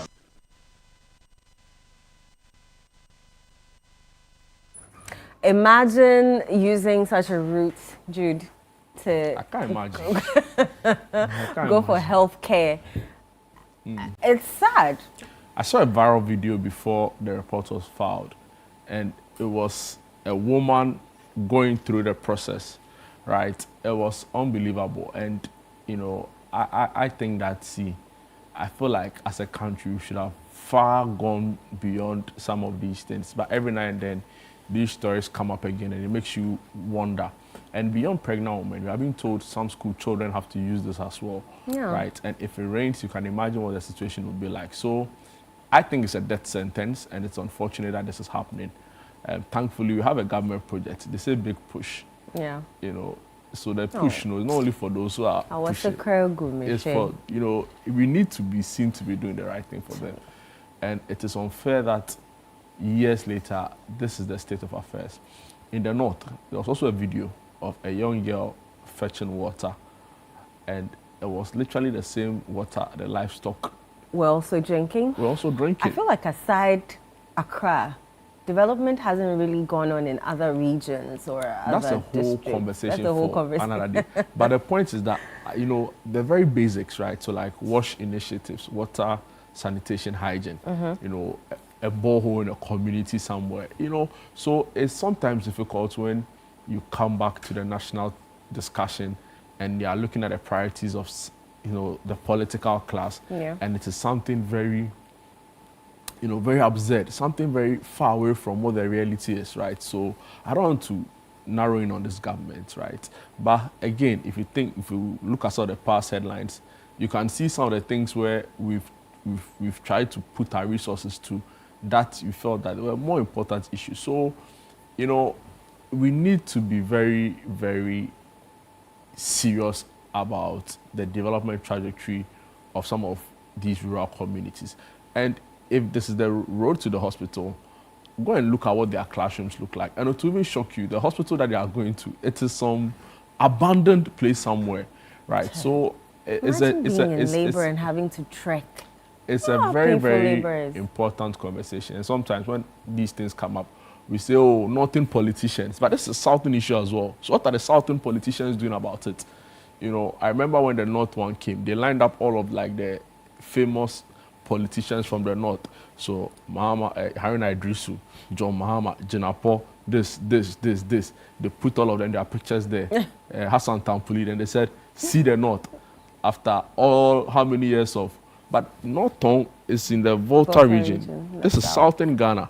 So are we going to hold the southern politicians accountable? My point is that let's be more equitable in our distribution of our resources, right? And let's be minded about some of these things. Desmond has joined us. Yes.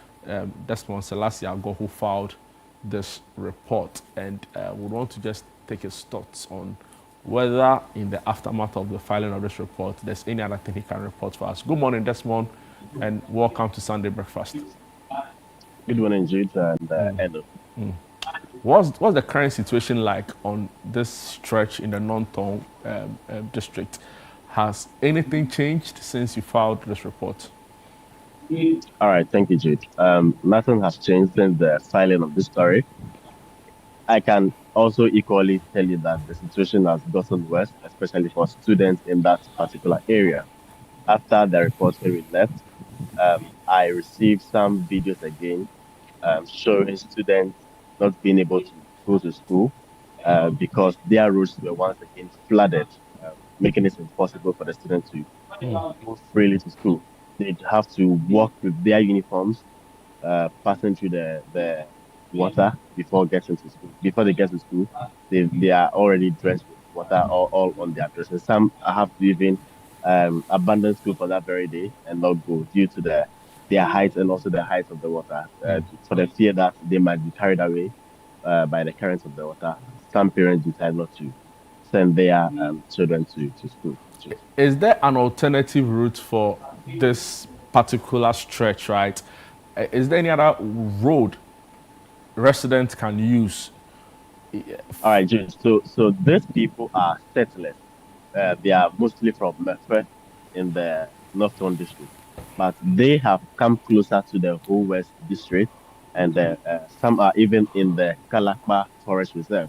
So we have more than 18 communities in that particular area, but all these people are settlers. So we have some smaller routes to connecting these villages.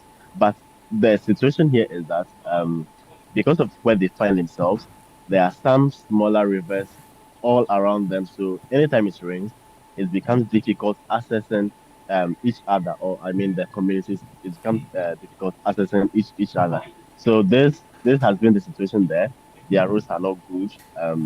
They don't have bridges across the rivers, so most of them have to develop some kind of mechanisms to cross the river. Some have to hang some logs over trees to sail through before getting to the other part of the river. So this has been the challenge in these communities for a very long time.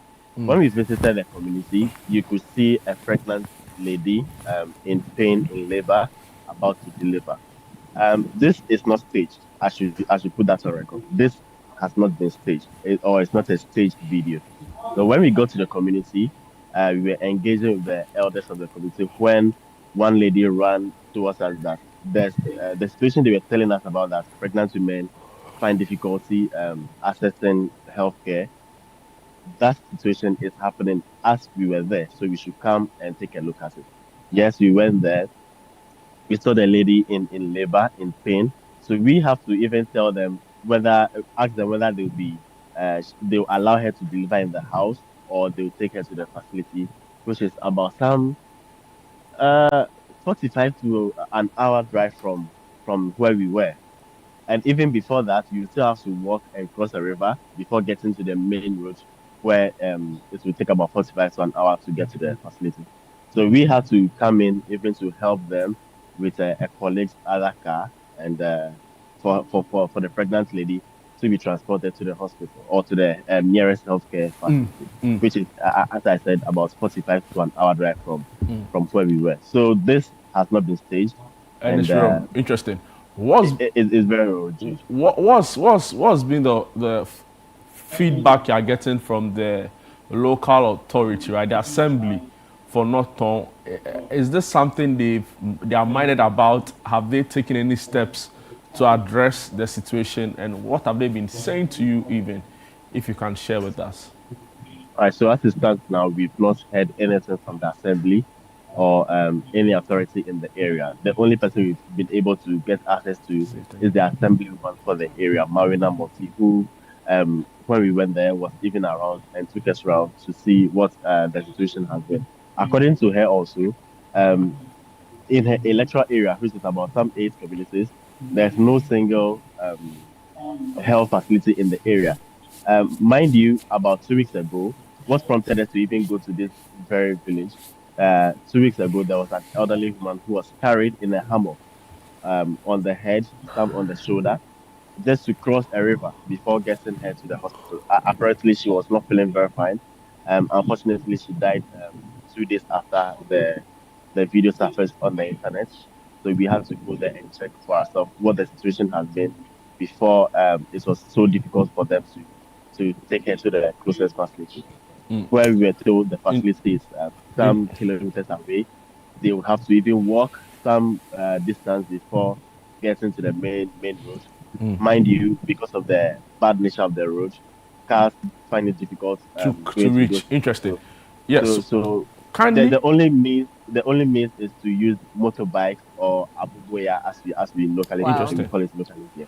Desmond, kindly hold on for us, right? We mentioned the assembly woman for the area, and she joins us via Zoom, Madam Mawena, to share some thoughts on this particular conversation with us. Good morning and welcome to Sunday Breakfast. Thank you. Great. It's rather unfortunate that we have to call you over this issue.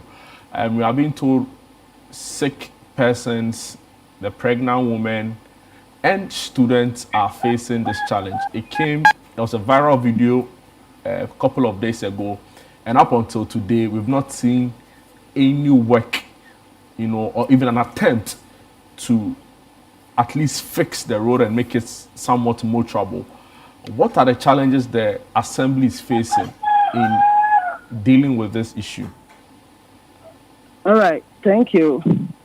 I may say, for last year, October, our Honorable DC, her name is Honorable Victoria Doe. She came and cast short for a chief compound. Okay. Last year, October. So it's almost completed, and we appreciate that effort. But my reason is that this is where my concern lies. This is not the first time a clinic has been built in our community. A similar facility was put up in the early 2000s, but it never became operational because of lack of basic amenities like water, poor road, and at times no electricity. Today, some of these same challenges still exist, especially water and road access. My fear is that if these issues are not addressed urgently, this new chief compound may suffer the same fate. We don't just need build, we need the supporting infrastructure to make them functional and safe lives. Interesting. What has the other leaders in the constituency been saying to you, right? So the member of parliament for the area, you know, is a cabinet minister. Are there any attempts really to engage the assembly and to find a lasting solution? Since the video came out, or no, since this issue has persisted. Exactly. Okay, I think they are also trying their best. That's what they are saying, that they are also trying their best. But since this video came out, I only received a message from Honorable DC, said she's working on the road to be fixed so that you can have access to, in case they complete the Did he give you? Did the DC share with you? Did the DC share with you any timelines? Please, I can't hear you, sir. I'm asking if the DC shared any timelines with you. Only the time that she came to cut the talk, that was the first time she came to the community. No, timelines as in, did he have like a step-by-step approach as to when they'll start working on the road project? No, please. Okay. All right, Madam Mawena, you mentioned that a CHIPS compound is almost complete. Yes. Were you consulted in the construction of the CHIPS compound? Because you also mentioned that prior to this one, which is almost complete, there was one which had started in 2000 and you saw no end to that. Was the community consulted so that you could position it in a place that would be favorable to you and your community? Please, I don't get the question, please. I'm asking whether the community or you as the assemblywoman was consulted before the construction of the CHIPS compound. Yes, please. Okay, so is it situated at a place that will benefit you? You wouldn't have to cross makeshift bridges? Yes, please. Interesting. Mawena Moti, thank you so much, and we'll be hoping that together with yourself and the assembly, you are able to advocate and push for this project to be fixed for the good people of North Tongue. We'll also do our best in trying to get those responsible, the Ministry of Roads, and the DC's office to also pay critical attention to this, because clearly it's unsustainable. Citizens or residents there can't go on like that. Charlie, some way. Seriously. By Gobi. Yeah, optimistic. I am optimistic, and I say that because Okudzeto Ablakwa, who's the MP for that area, is very vociferous. So I'm hoping that he would... he can bring his advocacy to bear. Yes, advocacy to his people, because it's actually very sad. To be fair, he's also led a lot of innovative, initiatives. If I'm not mistaken, I think I saw a video of him this week. Saying put out a school. Yes. Was it a school or a hospital? I think it was a school. It was a classroom. If you can help us, it was a classroom. I remember. Sure. It was a classroom that was built for a community, together with some donor support from, I think, a Qatari foundation. But he's also put up a hospital. In fact, when we built a hospital for Mepe during the flood, I think he also helped in putting up a similar structure. Yes, and furnishing the place and all of that. So he is very responsive. That you can credit Honorable Samuel Okudzeto Ablakwa, and we expect that this same response. And he's been very busy, to be fair. To be honest, but you can't be busy to the extent where you don't mind your people, right? So I expect him to continue the same level of responsiveness he's shown in previous times.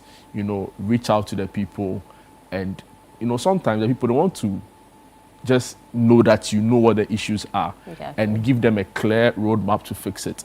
And while we're at it, also figure out alternative routes they can use, right? And I'm really hoping that our dear Foreign Affairs Minister is also, when he's dealing with foreign policy, he'll also be minded to deal with local policy, because our people are clearly not happy. Exactly. But Desmond, finally, before we go, we're talking about the Member of Parliament for the area and his past advocacy. Are you Are you aware of any intervention whatsoever from his office on this particular situation? Well, we've not heard anything from the member of parliament from the area for now, but we are hoping that with the videos out there, he would definitely see it and get to the assembly, get to the electoral area, and also the assembly members in that area. So a solution will be given to this particular issue. But for now, we've not heard anything from him. All right, so that's all time will allow us for this discussion. Thank you so much, Desmond Selassie Ago, for the report. Earlier, I had Marina Morty, who's an assemblywoman with the Northstone Assembly. Right, it's now time for nutrition, and we're talking Ghanaian kidney-friendly meals, and we have some very interesting stuff for you.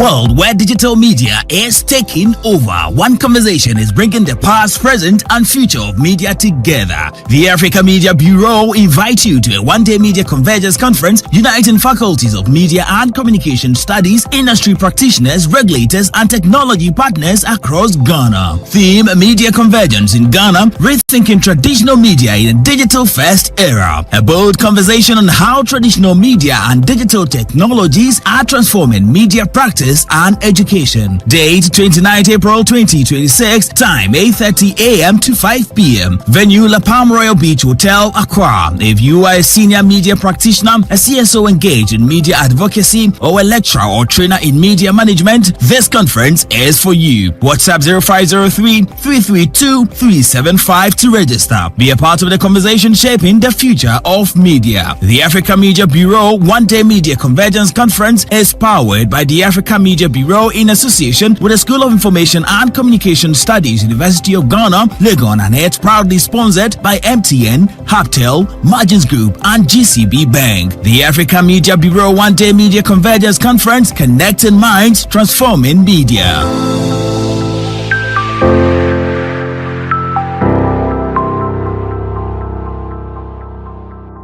Heartbreak hurts. But how do you move on without becoming bitter? This week on Lifeline, join Bishop Fred Kranchi-Mensah and his guest, Professor Osafo-Edu, as we begin the conversation on healing after heartbreak, moving on without bitterness. How do you let go of the pain without losing yourself in the process? Welcome to Lifeline. This is where psychology meets with theology to try to offer explanations to life and to help you to rise above the challenges of sin.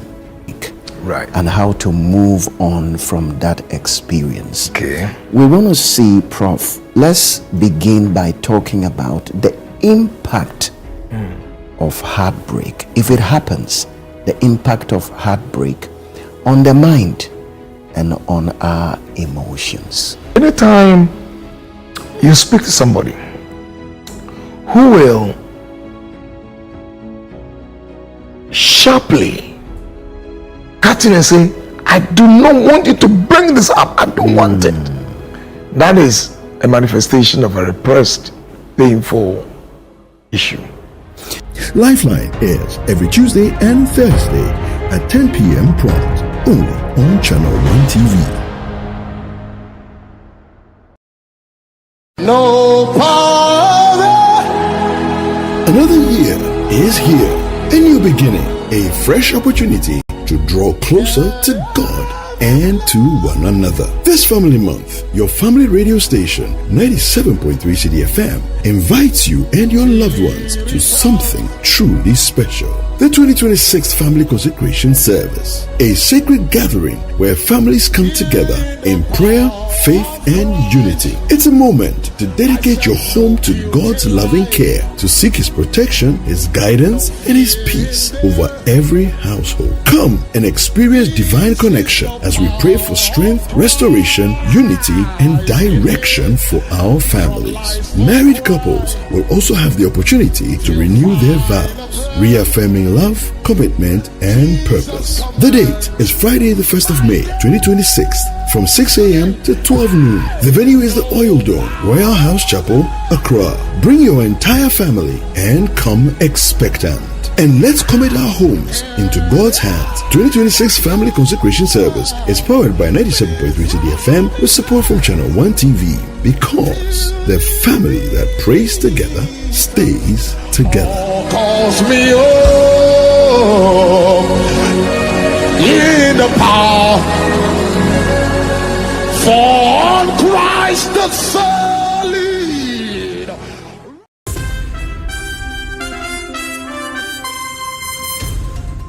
Hello and welcome to the Channel 1 newsroom from our studios at number 5 Ola Hansen Lane at Tesano in Accra. I am Nanatifu Obwati. I'm Frema Edunyame. I am Umaru Sanda Amadu. I am Inesafo.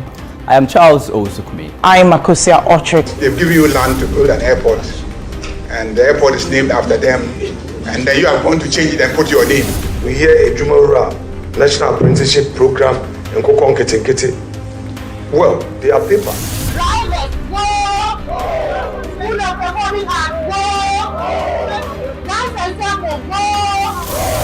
A terrorist attack in Burkina Faso claimed the lives of 8 Ghanaian tomato traders. Our fire extinguishers, they are empty. In the market, our fire extinguishers are empty. There's a bill Ghanaians have been working for. It was one of our flagship strategies for economic transformation. What do we have to do now for you to call off the strike? The others also, did influence the voters. Bob, what becomes of these students, especially the continuing ones? They should reverse everything that they have done.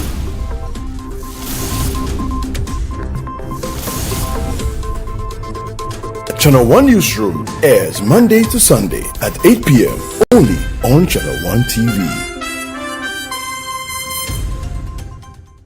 This is the Upside Out Show. This is the Upside Out Show. This is the Upside Out Show. Your favorite lifestyle show on TV. From exclusive interviews with your favorite personalities. The child in me sometimes is quite predominant. So hold on. I hope you understand. People misinterpret. I'm a very calm person. Okay. What's been keeping you busy now? Staying out of trouble. That's keeping me busy. So behind the scenes secrets that you haven't seen or heard anywhere else. Aha! Yeah, that's what I'm talking about. Here on the Upside Down Show is where it all happens. Today, people don't care about morals, people don't care about intentions, people don't care about anything. Your money can buy you any and everything. But you will not last. Really? No, you will not last. But then the person see the dead body. I thought we'll catch you. No, you people. Catch the Upside Down Show every Sunday at 7 p.m. only on Channel 1 TV. Welcome to The Point of View. This is your favorite current affairs show here on Channel 1 Television. On The Point of View, we pick the right topics, get the right guests, and ask them relevant questions on issues that matter to you. With the complexities of the issues happening around us on a daily basis, it's the hard-hitting conversations and the probing questions of The Point of View. So what is the Public Account Committee's job? So what we do is to scrutinize, clarify, and find out why certain infractions have been made. What do these IMF programs try to do? The current program is for budget support. Okay. There are no projects attached. That teases apart the twisted entanglements of politics and governance, as well as religious and social discourse. The Point of View brings you the policymakers and duty bearers and drills down to the very bottom of issue. What authority do you have? The Point of View airs every Monday and Wednesday at 9 p.m. only on Channel 1 TV. The call Give of you the forgiveness. strength, O Lord God, May to God make grant up, you O the Lord God, grace. with the This April, 97.3 City FM invites you into a deeper place of faith, reflection, and divine connection with Seasons of Prayer, a special edition focused on the family. Step into a sacred month of renewal designed to strengthen homes, restore relationships, and draw families closer to God. In the midst of life's pressures and responsibilities, this is your moment to pause, seek, and reconnect together with the source of peace, unity, and direction. Whether you are trusting God for healing in your home, wisdom for parenting, unity in relationships, or a stronger spiritual foundation for your family, this is more than a program. It's a divine appointment. A time to reflect, refuel, and realign your family with God's purpose. Join us from April 1st to April 30th, 2026, only on 97.3 City FM. Tune in to Midnight Cry from 12 a.m. to 1 a.m. This is your day from 4 a.m. to 6 a.m. Prayer Encounter from 12 noon to 1 p.m. For more information, call 0244 981112. Let this be the season where your family prays together, stands together, and experiences God's hand together. Seasons of Prayer is powered by 97.3 City FM.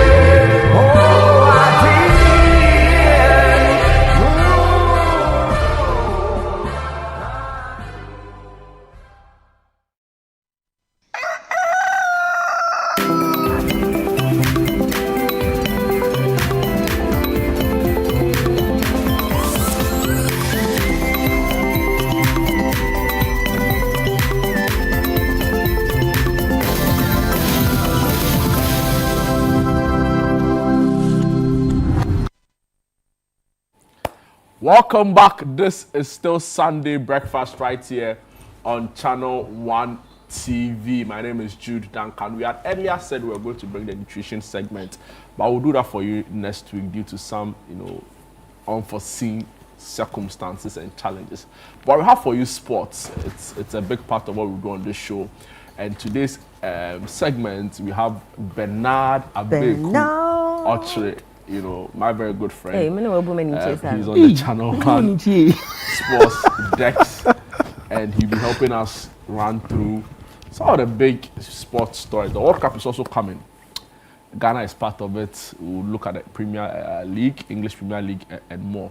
But Bernard, first of all, you're welcome. Thank you. On Friday, I saw something nice on TV. In fact, I was part of it, but it was exciting. Yeah, and I heard you on radio as well. Yeah. On the World Cup Central. On radio and on TV. Yeah. What's it about? What are we seeking to do or achieve with that? We're seeking to first off paint the picture clearer, to let people know that this World Cup is special. This World Cup, it consists of 48 teams first off in 3 countries. So Mexico, Canada, USA. But the USA will be having a lot of the games, And we are letting people understand that the 48 teams going for this particular World Cup has 10 teams, and that's a new 10 groups. 10 African teams. Okay. Yeah. So what it means is that Africa has gotten larger numbers now at the World Cup. So our performance in the last edition would have to improve because we have more members representing our confederation. And because you mentioned the number of teams from each continent, let me just give it a breakdown. So we have 16 from Europe. Europe has the most. 16 teams are coming from Europe. Originally, Africa had 9 direct spots. Then we had 1 for the playoff. Absolutely. Thankfully, DR Congo, beat Jamaica and they qualified. Now Oceania has 1. Asia has 8, AFC, and South America has 6, and North and I think there's another one. So South America. I want you to. No, South America has 6. I want you to recollect your notes because you are Asia, part of the team. Asia has 8. Yes, please. Then I think North America has 6 as well. North and Central America have 6. Then Oceania has 1. So putting all together, that's how we have the 48. Yeah, and there's 3 cities in Mexico. So Guadalajara, Mexico City, and You know, it's what he did on TV. Monterrey, right? Yeah. Then I think in Canada it's Toronto, Vancouver, Great. and I think Toronto. Toronto. There's Vancouver, right? Yeah. And I think there's one more Canadian city. Yeah, but like you said. But how does this World Cup work? Because I hear you guys say that after the group stages, then there's the group stages. Like, that's the deciding factor, not the first one. Yeah, so because it's expanded. Well, you did that too, so you can explain. Oh, we are the sports guy. You know, after the group stage, 8 best placed teams will qualify to be part of the round of 32, which is now a knockout stage. In past competitions, the 32 teams were in the group stage. So now it's 48 teams. The first and the second team in each group. So Ghana, we have Ghana, England, Croatia and Panama. Okay. Right. So the top 2 in this group will qualify automatically. Okay. Now what happened is that 8 of the third best teams will go to the next stage to be the round of 32, which now is not a group stage anymore like in previous editions, but it's now a knockout stage. So that's notwithstanding the 2 that have already qualified. So the 2 join the 32. You are confusing you. Confused. 2 out of let him help you. In the group we have 4 countries. Yes, 4. So 2 gets to the next stage Ghana of the and England competition. get to the next stage. Great. Automatically. By point accumulation. So that means Panama and Team Benin. Croatia will have to play again. So we all play in the group. Okay, so when we all play, let's say Ghana gets 6 points. No, England gets 6 points. Ghana gets 4. Then Croatia gets 3. It will be dependent on the other groupings as well. Okay. And what's happened in terms of points. Maybe 3 grants you that opportunity. But say if you had 2, but they look at that head-to-head when you met goals, those kind of things. If you stand a better advantage, head-to-head when you met this guy in the group, what transpired, plus the other group to what had transpired in there. So that's for the third, the guy who was third. So Croatia in this picture. Yeah. But we are just hypothetical. Hypothetical. So Croatia gets 3. Croatia stands a better chance because it's a best placed point, right? If I'm to put it that way to understand. So then you move on to the next stage. Then Croatia will join the 2, Ghana and England to the next phase, which is the round of 32. Which is the round of 32. By this time, it's a knockout. It's knockout. We are not in a group anymore. But we are just saying that because the old format already didn't have 48 teams, and from the group we are reduced to 16. There is the knockout stage. Okay. But now the 32 does not become a group stage anymore. It becomes a knockout. Okay. Phase. All right. But it's funny, right? And I don't know. I think this World Cup is going to present, and maybe you can help us. It's going to present a logistical nightmare because if you are moving through, the US is huge. A lot of people forget, right? If you are moving through Vancouver to another game somewhere in Mexico City, for example, you are traveling a whole country, right? And America is a very huge country. So imagine you have a game in Vancouver, which borders Seattle. Then you have to come all the way to Guadalajara in Mexico for a game. And, for the teams, they can afford it. I don't know what the travel arrangement is, whether train or bus or flight. I'm sure they'll be doing a lot of flights, right? But for the local fun, and don't forget, you're in the middle of a war. Iran, US is fighting. They've blocked Strait of Hormuz. It controls 20% of the world's oil. Gas prices in America is skyrocketing. I was talking on the show yesterday, somebody was like, but if gas prices are rising, why should we? But I was like, in America, they call their petrol gas. So, so the gas price there is high. Inadvertently, it affects transport costs. So if Abeku goes to cover the World Cup, I'll really worry for his finances. Because by the time he's done, Boka rough. So it's serious. Is there a challenge the sports community especially Already journalists the tickets are expensive. concerned about. No, not only journalists. Everybody. Is it? Everybody who decides to go have a glimpse at this particular competition in the US, because of, the country is big. So the bane now is the city authorities are not so helping, because prices. See, the World Cup actually comes with that economic benefit to every country that hosts it. So, and FIFA don't control transportation, fare, and all of that. FIFA just brings you the tournament and tells you take advantage of it, because even prior, he will give you money for expenditure, upgrade, a little touch up if you need a new building, a new stadium, and what have you, to help put it up. The issue of transportation would have to be with the local authorities. They would have to sit down and understand the nitty-gritties of this whole event. America is, because of the size of America, transportation is always going to come at a cost. Always. Because moving, it's not like moving from Accra to, say, Kumasi or Cape Coast.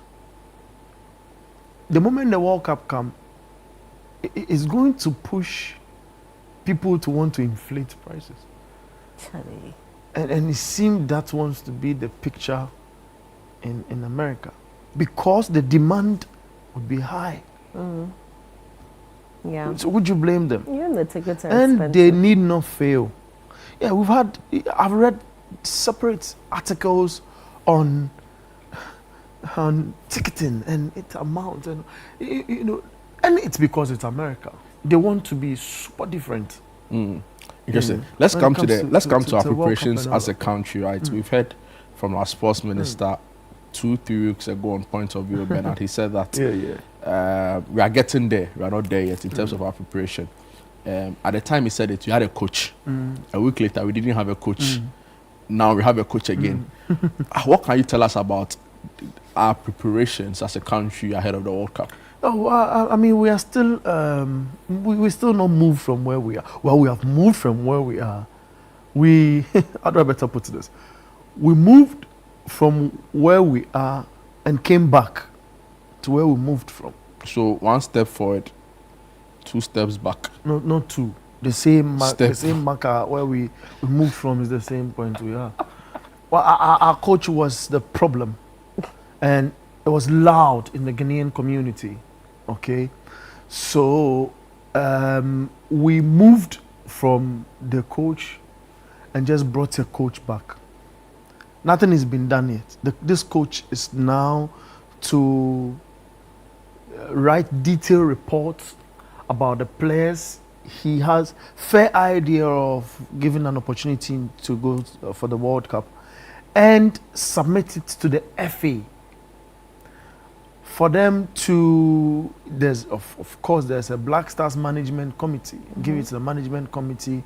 They will have a meeting and look at the positives and negatives he presented by his report. And then whether now, I'm even thinking, well, I've not gotten any close information, but I'm even thinking that he might not want to fully play the Mexico friendly with local players, because he does not know these boys. He's only having 2 games before our first game on June 17. So he has a lot of work to do. That's why again, we respect his experience. His experience now comes to bear because he's worked with great players and he's watched a number of games. And now, because of screens and I mean TV, I should say, he has an opportunity to watch a lot of the players. So he has an idea who will fit into a certain system he would want to play or not. He's a defensive-minded manager. We have a defensive problem.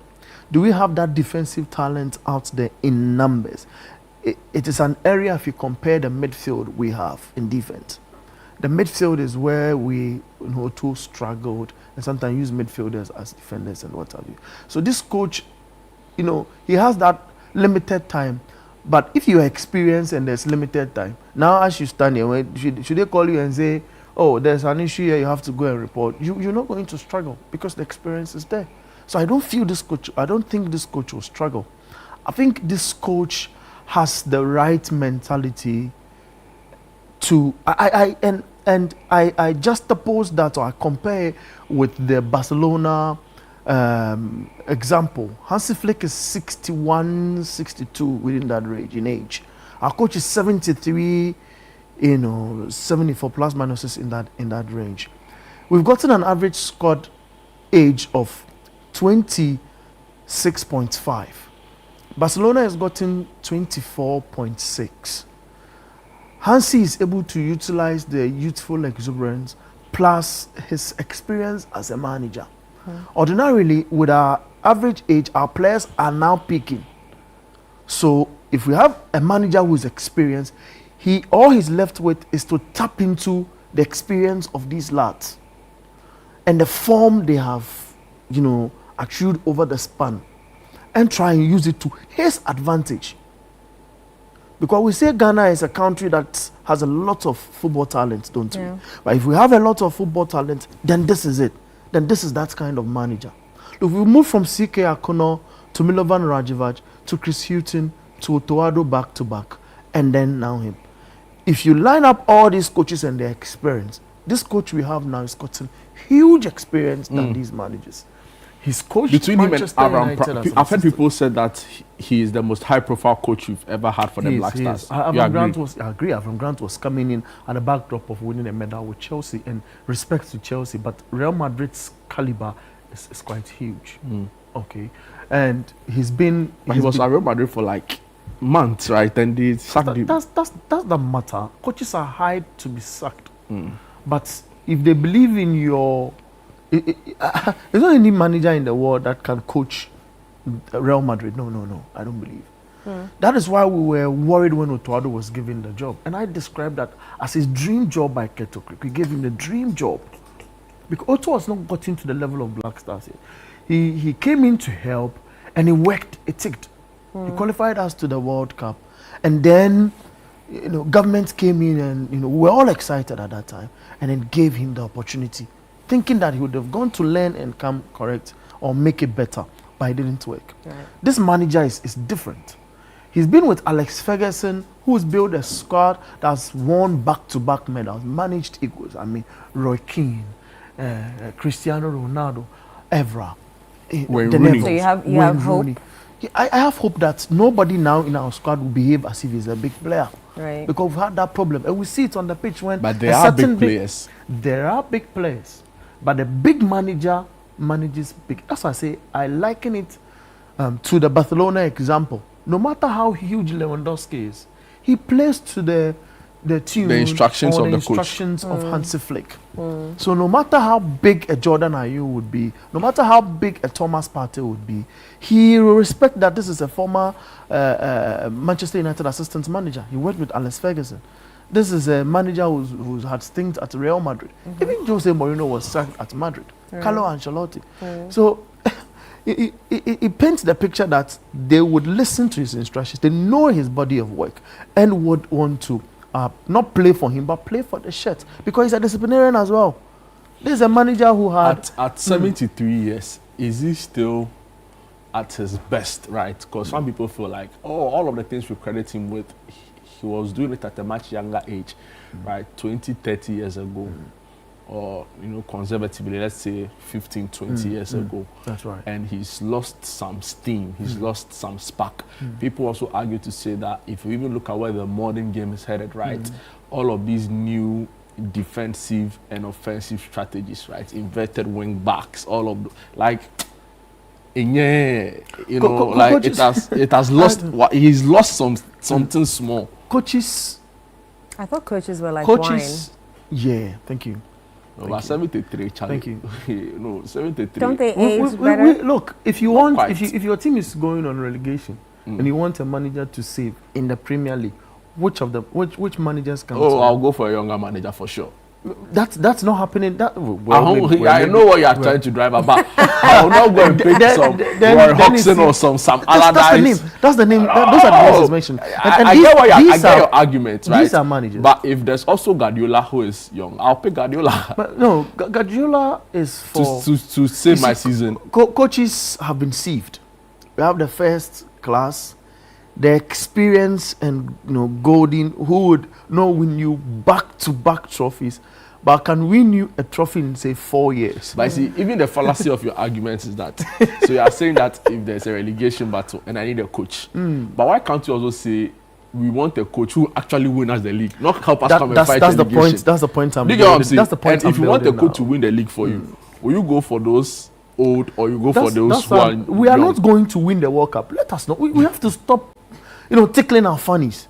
We are not going to win the World Cup. If we win the World Cup, hallelujah, that's unprecedented for the manager.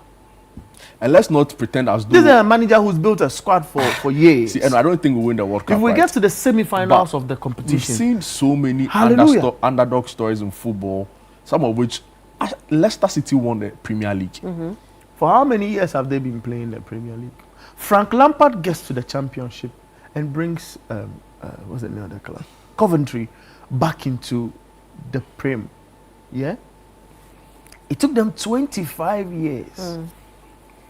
Why wasn't any manager going to do it? Is shaking his head? Look, you don't want to know why. He was at Chelsea. When you guys are done, I want us to talk about the black men. He was at Chelsea and they sacked him. You see, so he shakes his head. Why didn't he win at Chelsea? There are managers who are made for certain moments. We have tournament managers. That's their field. They play 7 games. Now it's expanded. So maybe plus minus how many? We are playing 104 games in total at the World Cup. But a manager will play from the group. The group will have 3 games to play. Then there's a run of 32. So then there's 4. There's run 16. of 16. So 5. Then semis. There's semis. Then final. Then final. So 4 plus 3, 7. 7 still. 7 still. Yeah, 7. Really? It needs to be 8. It needs to be 8 because it's expanded. There's a quarter final. There are 3 games in the group stage. 3 games in the group stage. Then there's a round of 32. Then there's a round of 32, which should have been the group stage. Then initially. there's a round of 16. So 8. 1 is just added. So round 8. of 16. Then there's a quarters, semi-final, final. Yeah, so 8. So so tournament managers, they know they have 8 games to make an impression in the world. If they meet a side that is pressing, they have their defensive organization on. So we can really get far in this competition because we have brilliant offensive players. Our problem has been defense and a good goalkeeper. This manager is coming in with his backroom stuff. And I feel we should not be all over the place because, like he says, he's been out of the game for a minute. But coaches, they gather experience. When they are off for a period, the pressure is not on. They get to learn new things and upgrade and know that, okay, here I made a mistake here, I made that mistake here. Then they try to adjust and readjust. This is why when Pep left Bayern, he went on a sabbatical leave, 1 year of the game, to refresh and restart and go into the game with fresh ideas. And we all see the result at Manchester City. So we need to give him that opportunity. He has an opportunity himself. Amazing. What is pleasant than getting to the semi-finals of the World Cup again with Ghana? That would be amazing. And we join Morocco, and you go into retirement thinking that your last job in coaching at national team level gave you an experience. You can't live with that. Let's talk about the 2026 FIFA Under-17 Women's World Cup. The Black Maidens, amazing job. Yeah, amazing. And I watched them yesterday. Well, it was against Togo, but it's not their fault. They can't go and pull USA in front of them and play against them. No, you are presented to with what's before you. That's the challenge, an immediate challenge. And they traveled, and in travel they were able to have 2 goals, and they come back to the Accra Sports Stadium and play like masters. It's about the passing for me. And huge applause to Nana Dankwa for the job he's done. This side was banned for age manipulation. Can I say age manipulation? Age cheating. Yes, age cheating. 2 years ago, you know, and now they get to play like this with everything on point. I don't want us to go back to the story of age cheating, age cheating, but these are girls who are listening to direct instruction from a manager. This is a manager again who's been in the system for a minute. Who is that manager again? Nana Dankwa. Oh, okay. You know, who's been in their space for a minute. And they play with command. For me, it's about moving in space, moving into space, receiving a ball, and at decisive moment, the thinking behind the ball. We scored all manner of goals yesterday. And I feel at the Accra Sports Stadium, and the supporters were there. And these girls served the supporters well. 6 goals was super beautiful. It settles well. My only qualm, maybe I should not mention, maybe I should give you a bit of time. I feel they should have started the qualifiers with the new jersey that's been launched. If you had that problem as well. When a jersey is launched, it trickles down to the entire national teams. Right. But let's hope and see if we qualify for the Under-17 World Cup.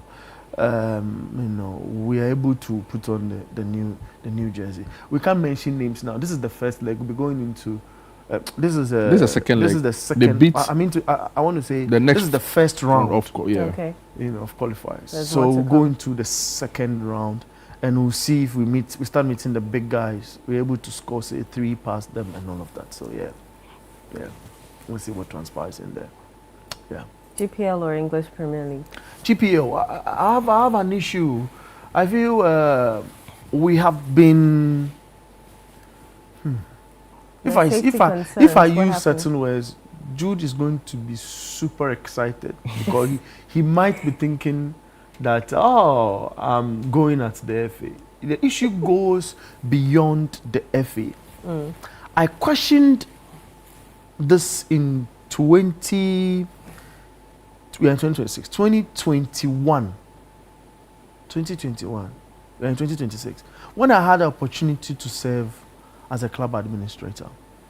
Why we are not moving with escorts? Clubs would have to pay an amount to have the escort. And these clubs... As the Ghana police escorting them to match venues. Yes. But that was an unfortunate incident. When you say escort like that, it can mean anything. Okay, so okay, you have to be specific. Okay, so the Ghana police is on an agenda. Well, that was quite true. You just can't come and say escort like that. Sorry, this is your show. Let me tell you something. Yes, please. Footballers have a reputation. Yeah. You know, we're in this country where it was all over local radio stations. Ghana Black Stars, they went to camp and all manner of people were entering their camps. So if you're talking about escorts, just for clarity. And again, not everybody is also fully aware of the stories. So we need to be specific. If you have the opportunity to see police escorts, how the cameramen are looking at you. They feel you're on an agenda. Not at all. You know. But let's make the point. You know, so they need police escorts to match venues. We need to and from. We need to revise our game and its category. And I know people in the friends in the FA will be asking me questions, but you know the categories already. Yes, I know the category that we have. Category A, B, and C games. But certain category B games behave like category A games. Because of sometimes the stage of the competition or the level of rivalry that has been built between the two over a period. I was talking about the club experience. The clubs must pay. I do not know how the FA will work this out now. But if the clubs must pay to get an escort, they have to add it to their budget. Because I know the budget is huge already. You know, because back in 2021, we were doing 9K for an away game. If we moved from Cape Coast to Accra, hoteling, fueling of bus, food, breakfast, lunch, what's the other one? Dinner. And plus, winning bonus is even out of the picture. there's a little plus or minuses money that they put aside. If you add all of that in 2021, that was 9K or a little over 9K. You know, the clubs must find a way to add this to it, because I've been in this situation before. I think we went to Asante Mampong. Doctor, forgot. Is it Vision? No Vision. Not Dr. Kwame Che too. There's another one. Dr. Kwame Che is for nations. But there's another one. Yeah, make the point. Yeah, you know, we went to play at the, I can't call it stadium, like a park is built, an AstroTurf, in that space. And when we're coming, and we move right after the game.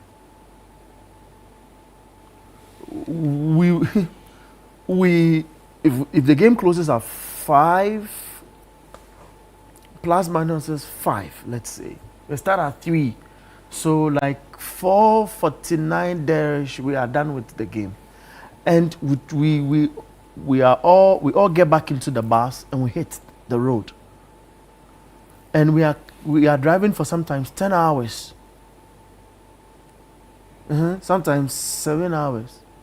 Days where we go to spaces like Techiman, spaces like Bechem, Doma. That is 10 hours from Doma to Cape Coast. So we are driving like 1 a.m. we are on a stretch alone. There's no escort. It's just a team bus. And at that point, there's a driver who was, an onward, as a driver who was also coming towards us. And then he honked, and our driver was not minding. And he gave, the flashlight. And we stopped, and he says, and so baby na fueling station be na mo rest kakra to say that the guys are on a stretch, so find a fueling station and make a stop for a minute before you continue your journey. So our driver, because he's working against time, our driver rather slowed down. They took the option of slowing down, and we're really very slow on that stretch. But I've forgotten the names of the exact location that this issue happened. But I'm saying that it happens on our road. It happens. So if the driver had not slowed down and say, taking as a light comment from the sprinter driver, and we had gone with the same pace, we might have met. And these people, they don't come with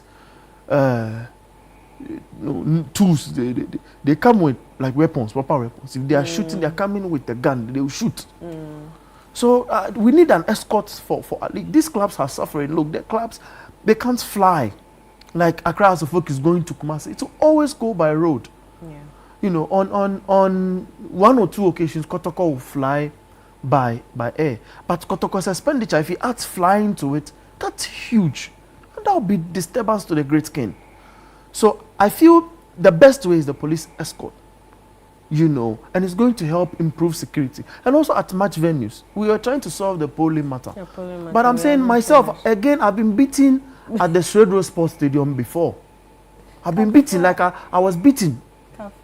Yeah, I was kicked out of the stadium. Wow. Because they claimed that when they came to Cape Coast, the charge was, look, funny, 20, we charged them 20 cedis for ticket. So there they are not going to take 10 cedis. And I, as an official, I don't even have to pay. But they wanted to paint a picture. So I was beaten to use that as an example. So my point is that this issue has been lingering for a minute. And we need to solve it, improve security. Put military guys plus the police and other security experts in our Today you game. guys are on radio? We're on radio from 2 to... The game started at 3:30, the Manchester City Arsenal game. And we decided just not to talk about it. Tune in to 97.3 City FM. All right. That's our show for you. It's always fun doing this with you, Likewise, Jude. Bye, Pamie.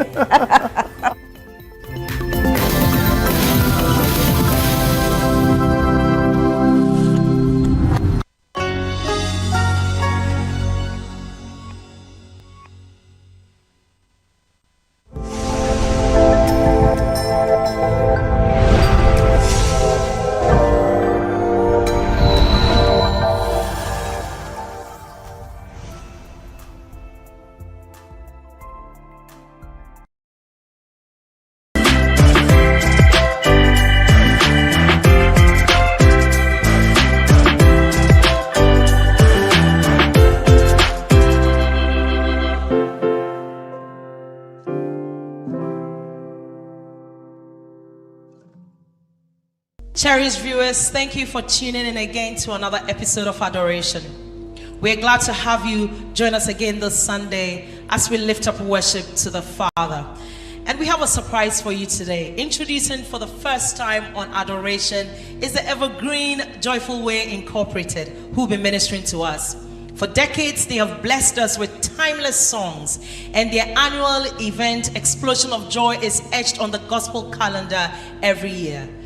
Today, wherever you are, join in, sing along, dance along as we worship the Father with the Joyful Way Incorporated.